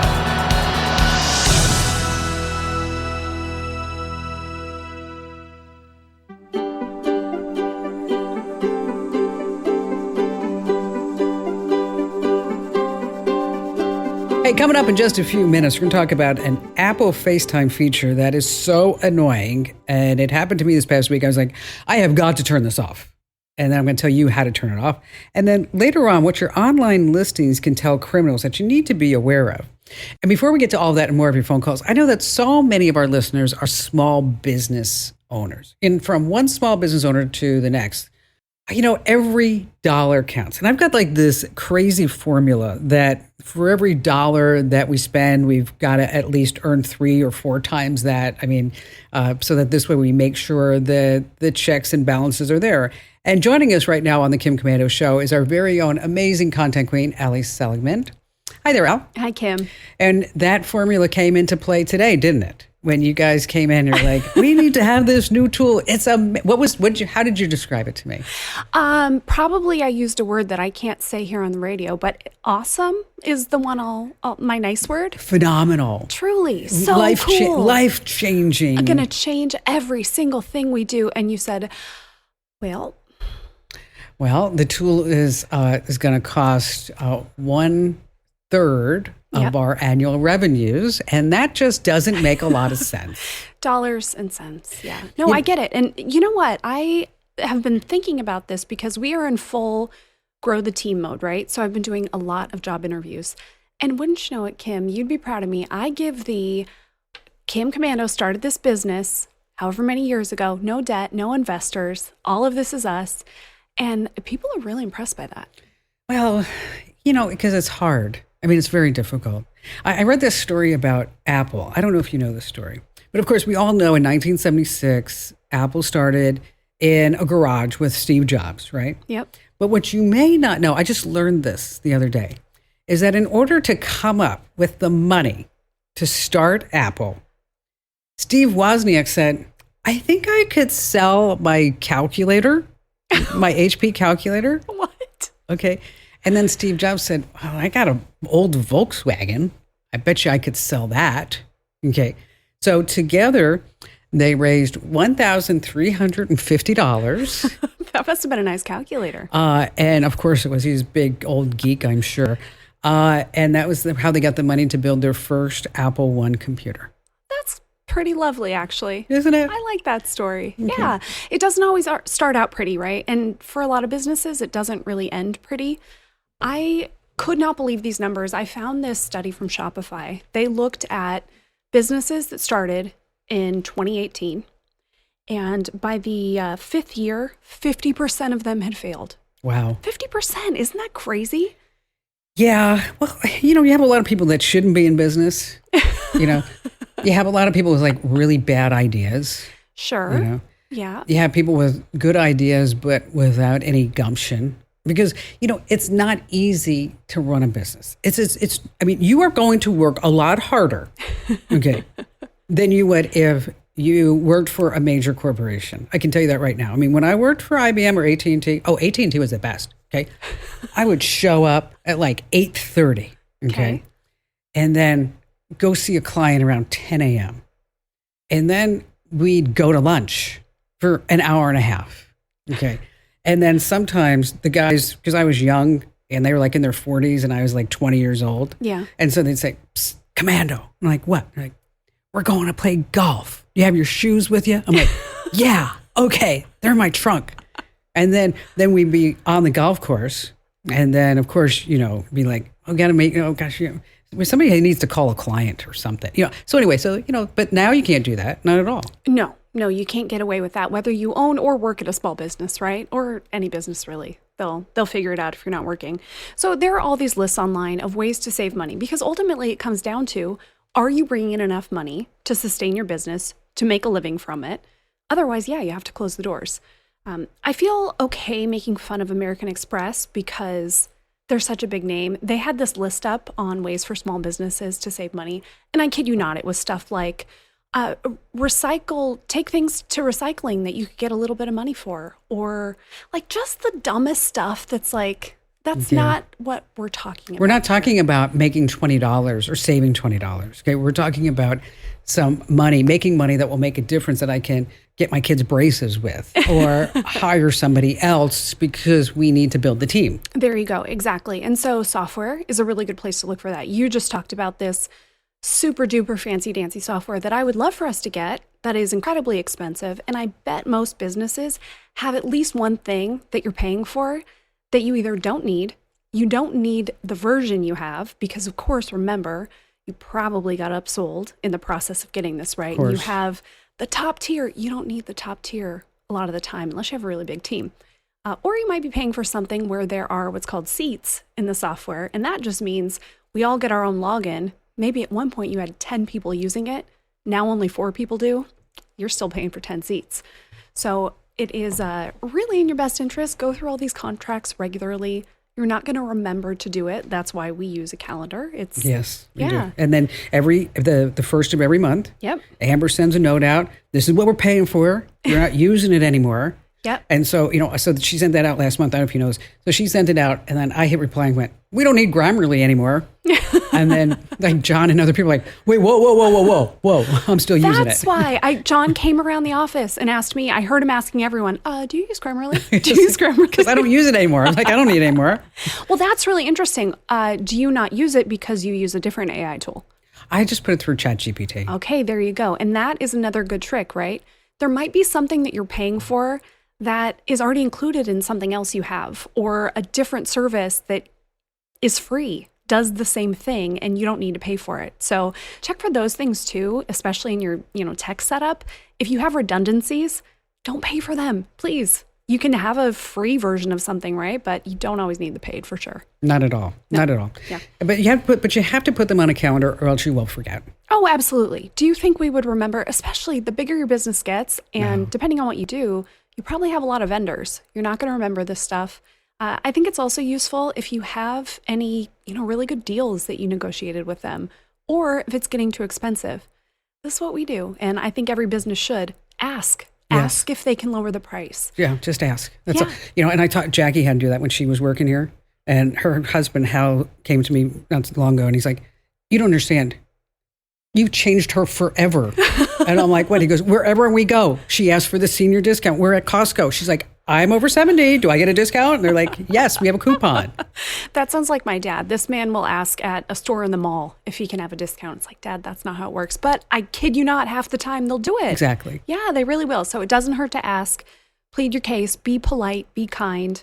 And really check if you're using the version of software you need to be, because I guarantee you for at least a few of the things you have, it's just like our streaming services, right? You're probably paying for something that you don't actually need. And then you can always cancel it.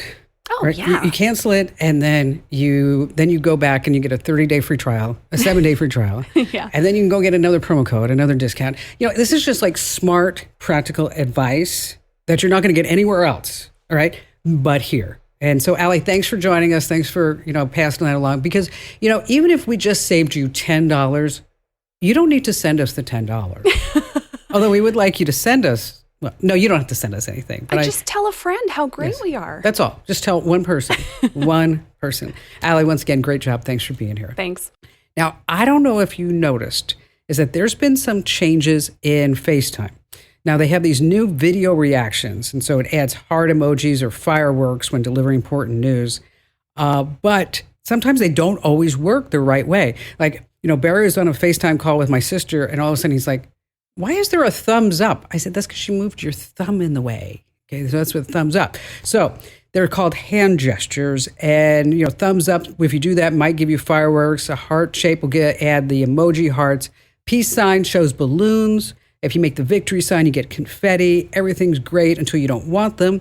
So head into the control center and turn off reactions under video effects. So in case you don't want those, control center, video effects, and then reactions to turn it off.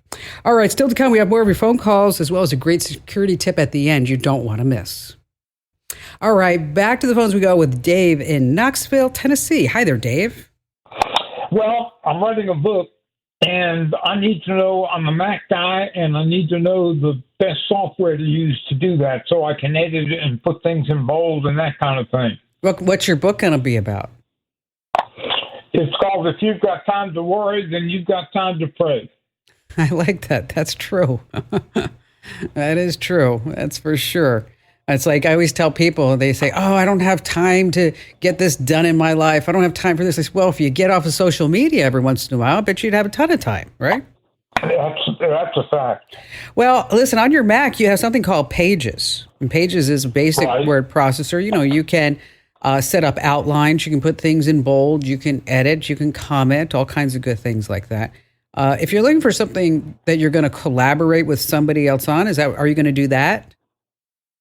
I might. Okay, then probably I would recommend then that you use Google Docs. Because the thing about Google Docs is that, well, just about everybody has a Google account.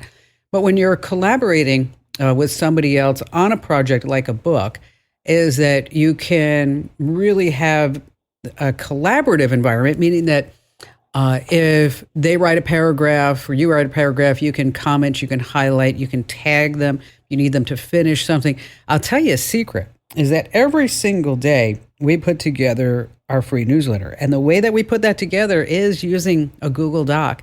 And it works out so well because we can tag the editor, we can tag a writer, we can tag a piece of art, whatever it may be. And it just makes it really super efficient. Now, if you have a larger project and you're saying, well, I want to write a major book, big book. Well, that's when you start looking at tools that are made for that. One is called Scrivener, and that's spelled Scrivener. It's really for bigger projects. Maybe it's a multi-person group. You got a lot of things going on. It's really more of a project management tool. And if you are looking to write a book, there's something called Novel Factory. And if you find that, say, Google Docs isn't your ball of wax, there's something called Y Writer. That's the letter Y and then Writer. Dave, good luck on selling that book. Don't forget, you always want to get that up on Amazon as an ebook too. Let's see, Denise in Boulder, Colorado. Love Boulder. Glad to have you with us. So my church would like to simplify and automate the administrative process for scheduling 24-hour prayer sign-up.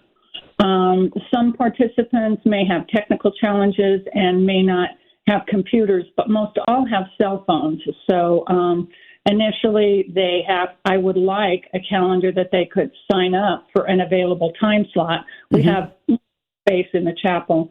And then they have to go to the church and get a fob, and they have to take an online training. After that, it's kind of administrative nightmare to kind of. I bet. Yeah. So I'm wondering if there's anything you can recommend. I've checked with other churches, and a lot of it is just manual. Well, it seems like we can get out of the manual processes, right? I would hope so. How many people are we talking about in the prayer group? So it's adoration, and so it's 24/7 is what they're working towards. Oh, okay.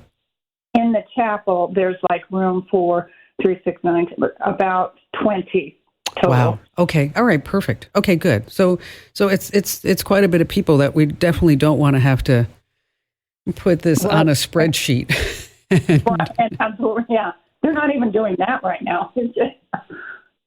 Are they doing it on paper? Yeah. Oh, wow. Okay. Good for them. Okay. Let's just say that's why we have what's called Sign Up Genius. And that's what you want to look at. Sign Up Genius. Okay. Oh, okay. Super easy to use. Can handle the church's adoration, date, time, specific roles, slots, a lot of flexibility.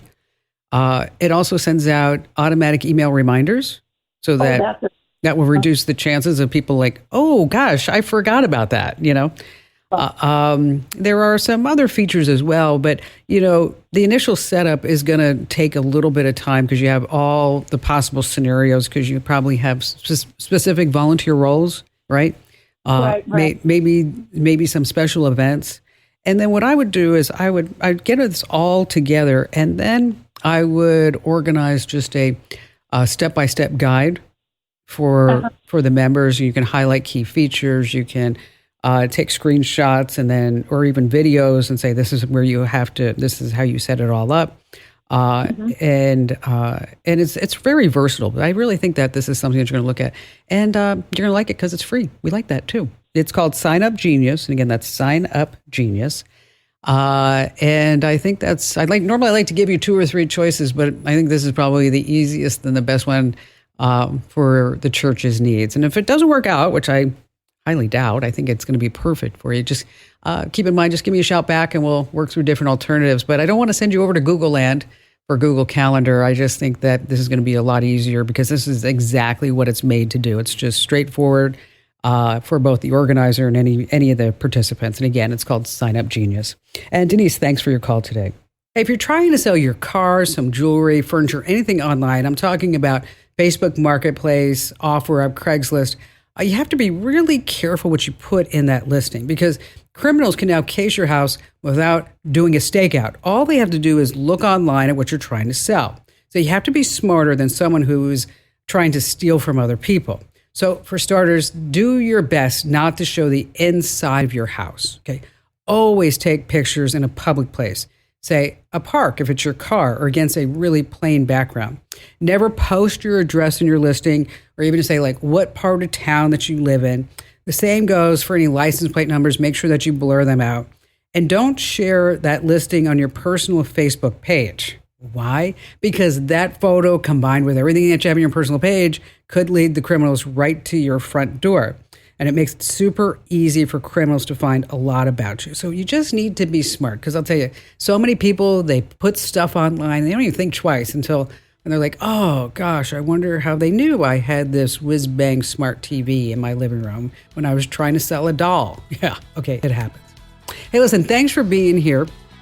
Couple of things. Number 1, tell one person about the Kim Komando Show. Number 2, be sure that you enter to win that $1,000 vacation giveaway gift card right now at winfromkim.com. Winfromkim.com. Thanks for listening to the Kim Komando Show. Here's hour 4. I always like to kick things off with something fun and super interesting. And Samsung's new Galaxy Watch has FDA approval to detect sleep apnea, which means look for the feature to be added in this Galaxy Watch this year. And in true Apple fashion, yeah, we'll have it next year in the Apple Watch. But think about this. What would be the ultimate smartwatch feature? What would be the ultimate feature? Okay, think about this. Smartwatches should be able to delete your browsing history when they detect that your heart has stopped. Okay, that would be something. But I don't think it would play well in the marketing materials. Probably not. Hey, on that happy note, welcome, ladies and gentlemen. I'm Kim Komando, America's beloved digital goddess, and you're about ready to get more tech smarts because every single thing is now a tech thing. And if you are not tech smart, you are going to be left behind. And if you're a brand new listener to the Kim Komando Show, welcome aboard. Glad to have you with us. And if you're already a listener, welcome back. And you can find my award-winning show on over 420 top stations throughout the United States. And you can also get the Kim Komando Show as a podcast. And wherever you get your podcast, just search for Commando with a K, of course. Hey, now here's the deal. Great sponsors help to make this show possible. And I always negotiate an exclusive money-saving deal with them. So to see all the deals and get the special links that you need, just go to one spot. That's commando.com/sponsors. Alrighty, then every single day, whether it's a work day, a weekend, or a national holiday, you can count on me to go to over 35 different websites and speak to industry insiders to make sure that we both know the most important tech news. And here are the top 5 things that are happening right now. And this story should definitely get your attention because it's only a matter of time before some group here in the United States says, wow, that's a great idea. All right. About 2 weeks ago, there was a requirement for all cars in European Union countries, and it went into effect. And it's an AI device that controls your car's engine. All right, it has a weird name, Intelligent Speed Assistance, or because everything in tech gets an acronym, ISA. And it uses GPS data and your car's onboard cameras to read street signs and then compute your speed in real time as you're driving. Now, This data is instantly sent to the government and placed in your driving record, of course. But wait, there's more. ISA's artificial intelligence will intervene, first to illuminate a warning message on your car's dash, and if you ignore it, here's what happens. ISA goes to the next step and literally pushes your accelerator back towards your foot. And if you push back, ISA will take control over your car and then just slow it down. It's just like having a government bureaucrat right there in your front seat. What could possibly go wrong? All right, moving on to number 2. The 9/11 attacks brought many changes to our United States, and one of them is still a growing phenomenon, keeping a close eye on young children by sending them to school with a smartphone of their own. But like so many well-meaning trends, this one is not working out as everyone hoped. In fact, the schools are now pushing back. As it turns out, instead of using all these smartphones to keep in contact with mom, even with really young kids, schools are seeing huge increases in cyberbullying, video game distractions, and even pornography, at school. So New York State is working on legislation to ban smartphones in all the schools. Kids could bring them to school, but they have to surrender them at the door. After school, they get them back. I mean, as for me, I'm pretty hard-pressed to find a lot of reasons for, say, kindergartens or 8th grade students to have smartphones in the classroom, and even fewer reasons for high schoolers. Wow. High school is enough of distraction as it is. Moving on to number 3. Wow, this story comes to us from Atlanta. Doran DeMock says he's a real estate pro. He pitches to all his Georgia followers on social media about real estate investment opportunities. Oh, they sound so good. There's an opportunity for everyone to come in and make $100,000, $150,000, maybe even $200,000 in the next 18 months just by flipping properties. So DeMock pitched these lucrative real estate deals promising really huge returns. Ben Lee, an Army vet, invested $20,000 based on DeMock's promises. Daphne Bonilla invested $20,000, expecting a 20% return within 90 days. But wait, there's more. Zuri and Eartha Peterson from Argo invested $30,000 to flip houses in Atlanta. All right, since I'm talking about it, it's all bogus. It's all too good to be true. Doran started ghosting the people who had invested in his scheme. They never got their portion of the $200,000. They didn't get their money back. Okay, so you have to be smarter. This scam is not just happening in Atlanta, folks. It's happening all throughout the country. The 20% return on your money should have been your first red flag that it's just not possible. All right, moving on to number 4. Amazon's Kindle is back as the new must-have tech device. What? Yeah. When Amazon released the first Kindle Reader in November of 2007, they sold out in just 5 hours. Then it took 5 months to get the next batch in. And then the excitement slowly died. The hype, it was over for the last 2 years. But get this. The Kindle is making a comeback, rediscovered by Gen Zers on TikTok. More precisely, by the Gen Zers of BookTok, TikTok's literary subculture. Kindle sales grow each year by double-digit percentages. Why? After all is said and done, print books are still the most popular. But with ebooks, digital borrowing is hot. Much of it is powered by Kindle Unlimited. That's Amazon's $12 a month subscription service. But in almost all the forgotten public libraries, ebook checkouts are really hot there, with more than 370 million last year alone. Tell you, everything old is new again, and that includes the Amazon Kindle. And finally, this coming in at number 5, artificial intelligence can now figure out which political spectrum you're on just on your face alone. Yes. Okay, let's go back a little bit. Remember when you could have friendly conversations with your family and friends about politics, and at the end of the night, everyone's saying, okay, shake hands, we're still friends. But today, families split and friends quickly become enemies if both sides just don't support the same candidates. And now we learn that artificial intelligence can identify, oh my gosh, with stunning accuracy, whether you're a conservative or a liberal just by looking at a photo of your face. Wow, isn't that something? It doesn't need to know anything else about you. This story was published in the prestigious professional journal American Psychologist. It explains how an AI algorithm called VGG Face 2 can accurately determine your political views with only your face, which means, I know, widespread biometric surveillance is just coming in airport, stores, on the street, and even your Facebook or LinkedIn photo can be more threatening than anyone could ever imagine. And by the way, that technology is here right now. All right. I had so much fun putting this hour together for you guys and gals. Like, for example, we have a couple of things to do before selling an old phone. Really, one step is super important. Let me just give you a spoiler. A factory reset is not enough. Later on, some signs that a secret GPS tracker is in your car. If you have some kids that you're taking care of this summer, I have some fun games that you can do with your smartphone. Oh, and then there's another scam that's making the rounds on Facebook. And of course, we have all of your phone calls that you don't want to miss. And you have me, Kim Komando. Hey, if you have not already entered to win our $1,000 vacation giveaway gift card, oh my gosh, let me tell you, now is the time for you to go to winfromkim.com. Once again, that's winfromkim.com. So you might be saying, all right, Kim Komando, what's the catch? Why are you giving away a $1,000 gift card? Because that's a lot of money. Well, I want you to try my free newsletter called The Current, because let me tell you, if you don't have tech smarts, you will be left behind. And every single day, over 500,000 people love and read my free newsletter called The Current. It takes just 5 minutes. I go through top stories, what's happening in the news, some security alerts, some tech life upgrades, and always a joke at the end. And our rating is 4.92 out of 5 stars. So the catch is, when you enter to win the $1,000 vacation giveaway gift card, is that you have to get at least one issue of my free newsletter. That's it. And if you don't like it, it's super easy to unsubscribe. At the bottom of every newsletter, there's a link that says unsubscribe, and it's just one click. And don't worry, I'm not going to sell, lease, distribute your email address to anybody ever. So once again, you want to go to winfromkim.com, winfromkim.com. All right, our T-Mobile Unlimited listener line is now open at 1-888-825-5254.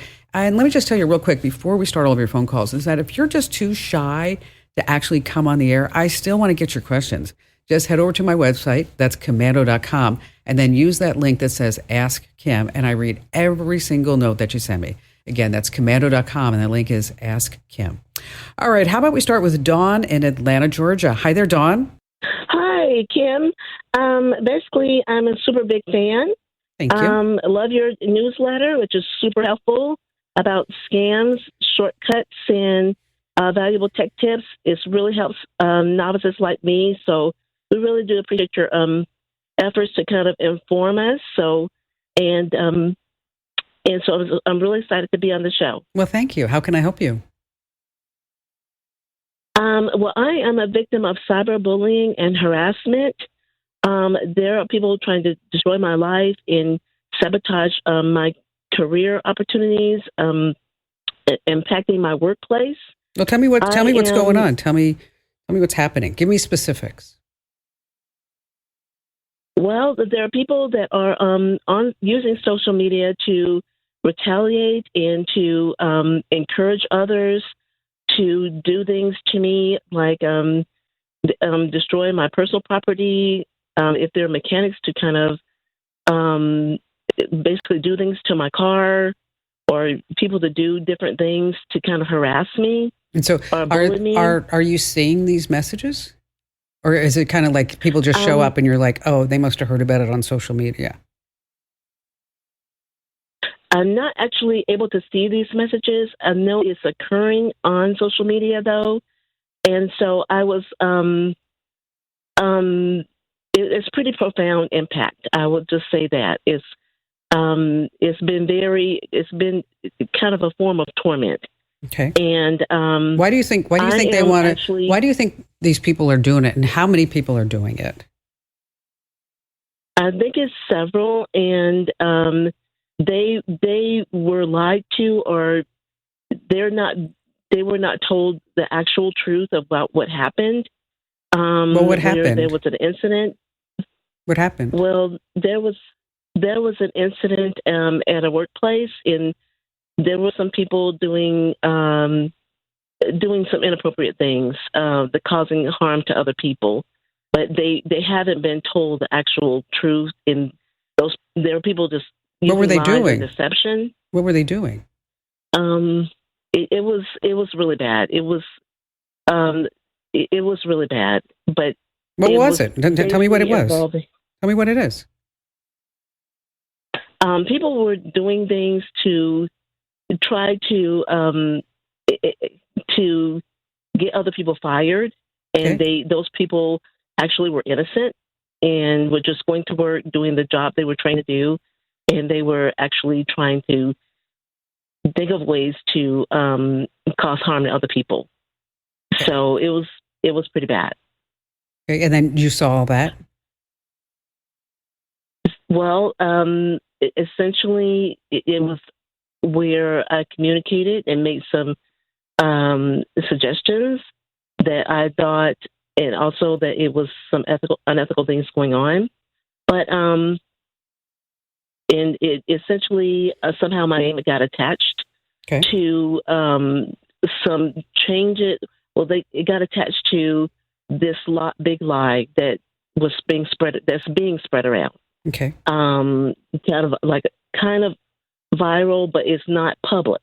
Okay. So if you go to Bing or Google, to a Google search, then I'm not able to see it.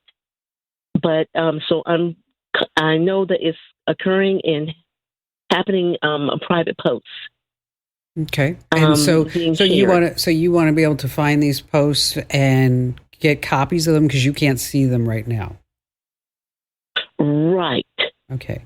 I'm not able to see it. I mean, Facebook has a tool, but you can report it only if you can see it. Okay, so you can't see them, the posts that you think that are out there.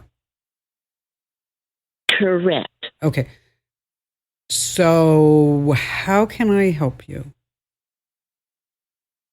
Well, I was wondering, how do I actually talk to Meta or Facebook support if I do not have a business account? Like, can Meta can they actually do a search with keywords and a specific name if I provide that to them in a letter?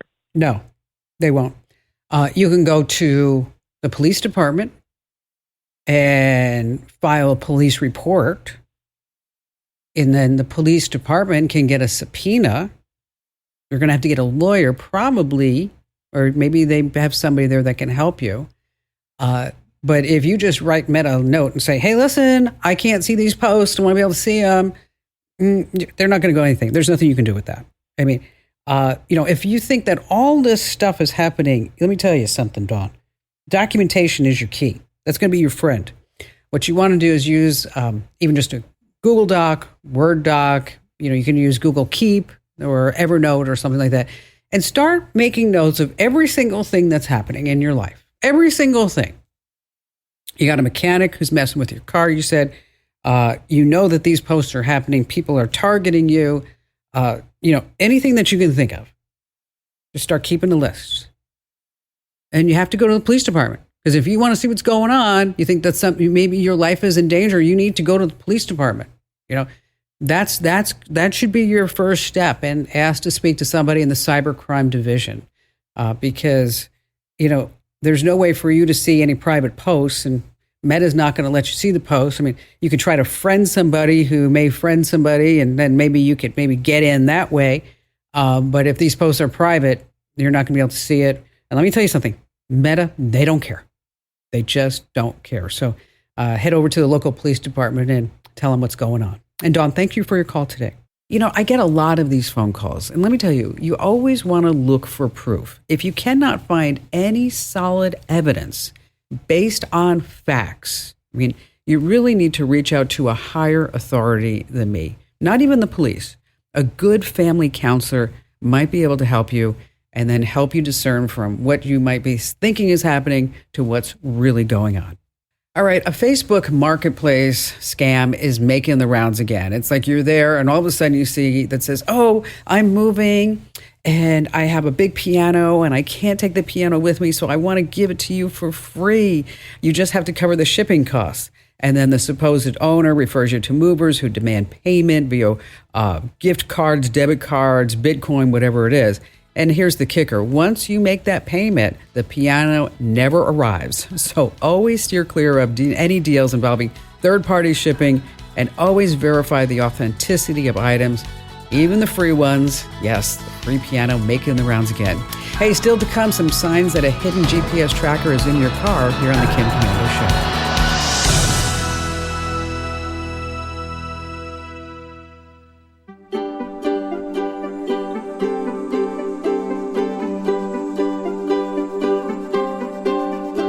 So you have some old phones laying around. You're thinking like, oh, wow, I would like to make some extra money. And so you're going to take them out of the drawer and then you're going to do a factory reset. And you think that's good enough to wipe out all your personal information. It's not. We'll be talking more about that in just a few minutes. But it's summertime. The kids are out of school. And then maybe they're shipped off to hang out with you, grandma, grandpa, aunts, and uncles. And so you're thinking like, oh my gosh, what am I going to do to keep these kids busy? Maybe I need to go buy a super fancy gaming system. You don't need that. All you need is that smartphone of yours. Here are some top-notch games you can check out. Number one, Toca Life World. That's where you and the little kiddo can get creative. You can build your own universe, create all these stories within it. It's a lot of fun. Next up is Minecraft. It's not just for the big kids. There's creative mode where both you and the kiddo can team up and then start building these epic structures and landscapes. And speaking of Minecraft, don't forget, there's also Roblox. They can show you how to play that one, definitely for sure. And finally, Heads Up. It's a good pick. It's a guessing game where one person slaps the phone on their forehead with a word showing, and then the rest of the kiddos have to give clues. It's really a lot of fun. So again, you want to take a look at Toca Life World, Minecraft, Roblox, or Heads Up. Alrighty then, back to your phone calls we go. Ward in Brooklyn, New York. Hello there, Ward. What's going on?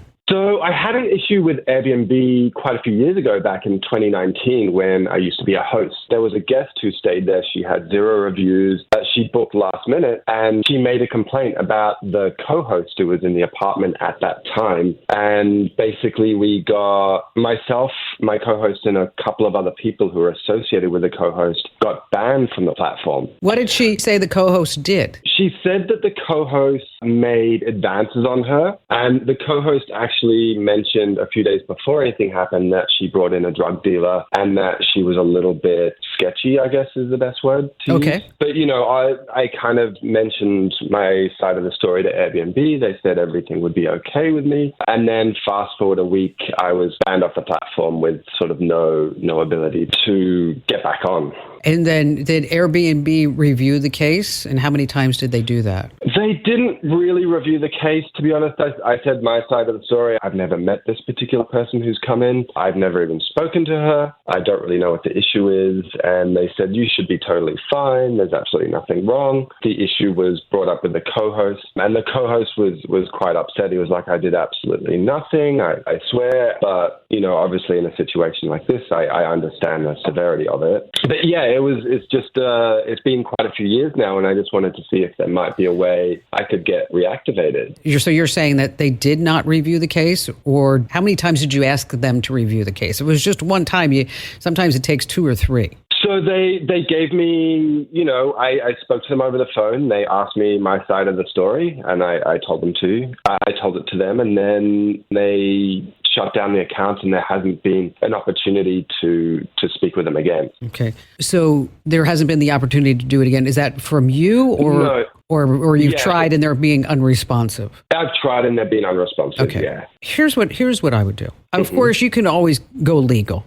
Somebody who has experience with Airbnb or similar hosting platforms. I would be inclined to write the whole incident up and say, you know, I realize this is almost 5 years ago now, but I still would like to come back and be a host for Airbnb. And as you can see, I was the super host, the 1%. I was a super host for Airbnb for a while too, before I sold the property. And, you know, they take the super host seriously because it's the old 80-20 rule, right? And so I would stress that with them. And apparently there was a miscommunication and somehow this incident happened. Obviously, you should, if it did happen, be taken seriously. But does she have any evidence, written, recording, photo evidence that this occurred? And if you can, put it in writing to them. This is how much money you have lost since then. Not just you've lost money, but how much money have they lost? It's unfortunate that it's this long of a time period. So I would write all this up, and you have contacts at Airbnb. You just have to find them. And I would try to find who's ever in charge of Superhosts, and I would try to find that person on LinkedIn.com, send them a direct message, and just say, listen, I have an incident. Who can I forward it to? You know,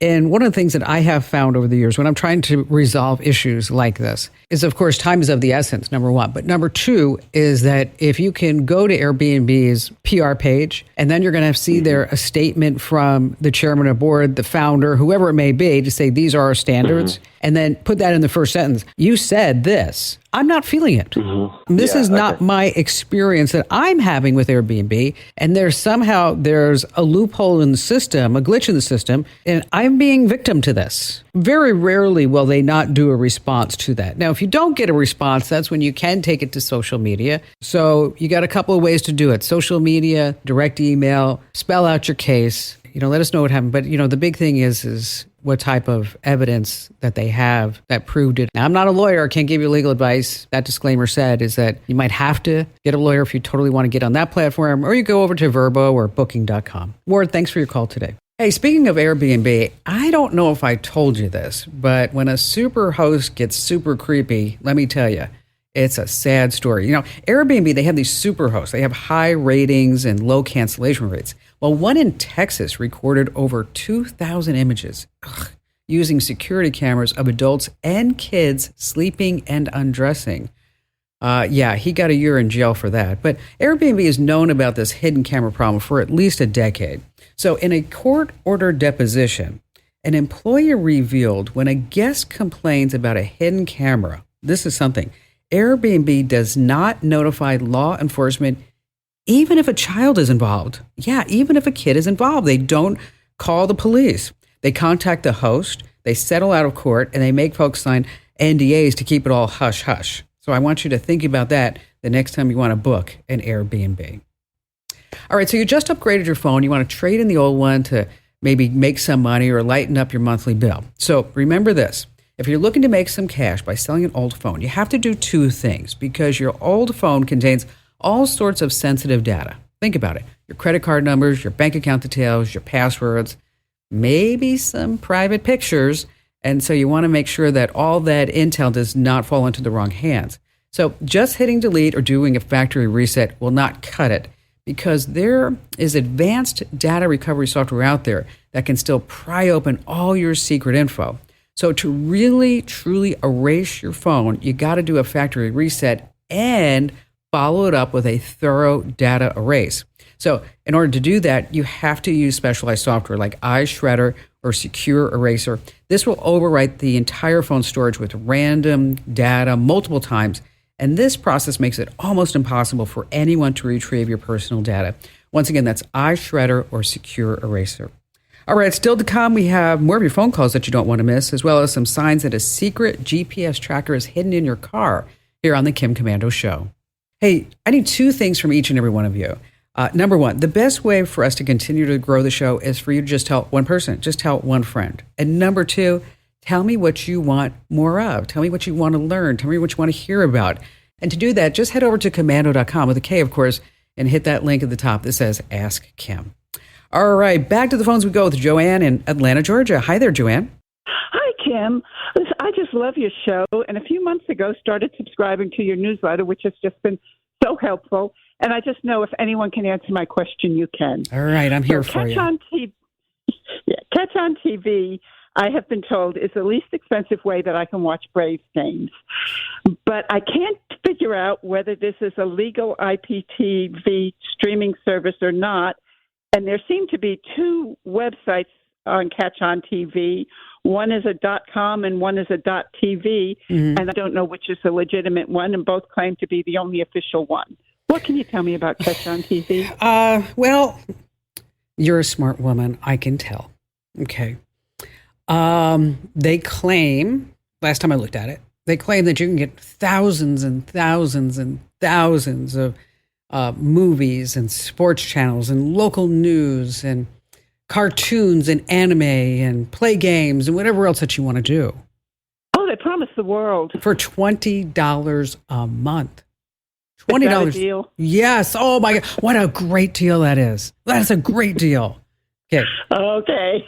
Okay. It's not. Oh, come on. Did you believe that for a second? I wanted to believe it. Okay, of course you did. But, there's no tooth fairy either, okay? Okay. Which, speaking of, you know how much the tooth fairy's getting nowadays? I'm afraid to ask. Okay. How much did you give your kids a tooth? $1. Okay. I gave my kid $5. One time I gave him 10. And then Barry, my husband, yelled at me. He's like, you don't give the kid $10 for a tooth. Barry. Yes. Okay. Sometimes the kids are now getting $50 a tooth. Okay. Oh my goodness! Because you know what's happening. I think I'd glue their teeth in. I think because the kids go to school and they start now. The parents are competing with each other. Like, oh, my kid got 20, my kid got 30, my kid got 40. My kid. Anyway, what it is, it's these services pop up and then they go under. They pop up, they go under. They pop up with a new name, another name, whatever it may be.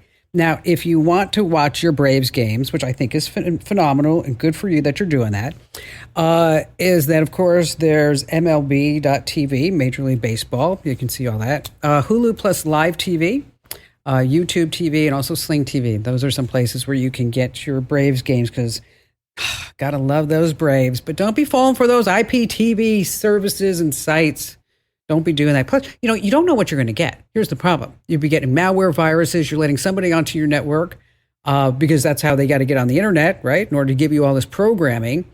And then it's just a matter of time before, like I said, they do get shut down. And worst case scenario is that suddenly you get a letter in the mail that said, oh, you were stealing content off the internet. You owe us $5,000. And you're like, but I didn't do that. Go after them. And they're like, nope, you signed the terms and conditions. You knew what was happening. So just, again, look at MLB.TV, Hulu plus Live TV, Sling TV, or YouTube TV. Joanne, thank you for your call today. Boy, a lot of calls from Atlanta today. That's fun. Let's see. Barbara in Santa Rosa, California. Hi, Barb. Hi, Kim. Your invaluable advice has made my tech life so much more secure. I share your info with family all the time. Thank you so much. You're the best. Oh, my pleasure. How can I help you now? Well, I have some modern, not rare dolls, a couple of them that I want to sell.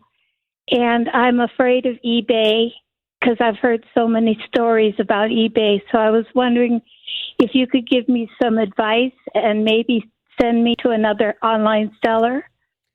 Well, you know, why are you afraid of eBay?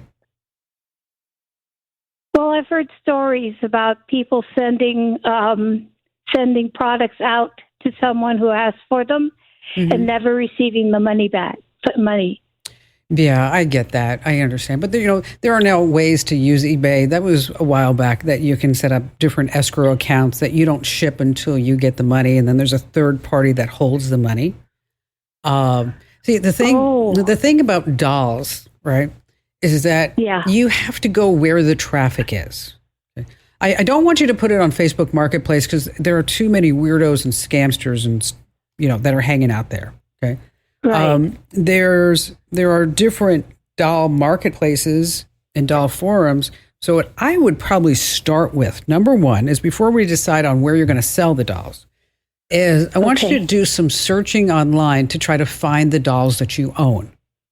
And I did find one. Okay, and where was it? I think it was on eBay.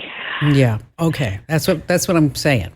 Because in order for you to sell something, is that you have to go where the traffic is. Okay. Okay. And that would be on eBay. And so, have you ever bought anything on eBay? No. Okay. I want you to buy one thing on eBay. Just you don't spend a lot. Maybe buy a postcard, a vintage postcard. What was really great for Father's Day, we were just talking one night right before Father's Day, and Barry was talking about how when he was growing up, his dad would go to the local Gulf gas station, in Augusta, Georgia, and get a map, and then would bring the map home and with a marker highlight the route that they were going to take to get to Fort Lauderdale. Okay. And so Ian remembered that story. And so as a gift for Barry for Father's Day, he went onto eBay and he bought a Gulf Station map from the 1950s. Wow. Yeah, it was really cool. And so I asked him, I said, how much was that map? And he said, $10. I'm like, wow, what a great gift for $10. Because I'll tell you, Barry sat there and he put that map all out on the kitchen counter. You know what I'm talking about? And he's like, I think Dad went on Route 35 and then 42, whatever it was. So what I want you to do is I want you to buy something on eBay. Okay. Okay. And then I want you to call me back because This way, you know what it's like to buy something, and it's not going to, you don't have to spend a lot of money to just understand how it works. Right. And once you understand how it works, then you're able to really figure out what it's going to take to sell the dolls. So go buy something nostalgic, something not expensive, and then call me back and we'll talk about selling those dolls on eBay. And Barb, thanks for your call. Now, unfortunately, the world is filled with so many creeps who will hide secret trackers in your car to spy on your every move. And they can be planted almost anywhere, even in your car's wheel well. But don't worry, there are some signs that maybe there is one in your car. Like number one, if you start hearing any unusual buzzing, chirping, or beeping sounds, that tracker could be transmitting data.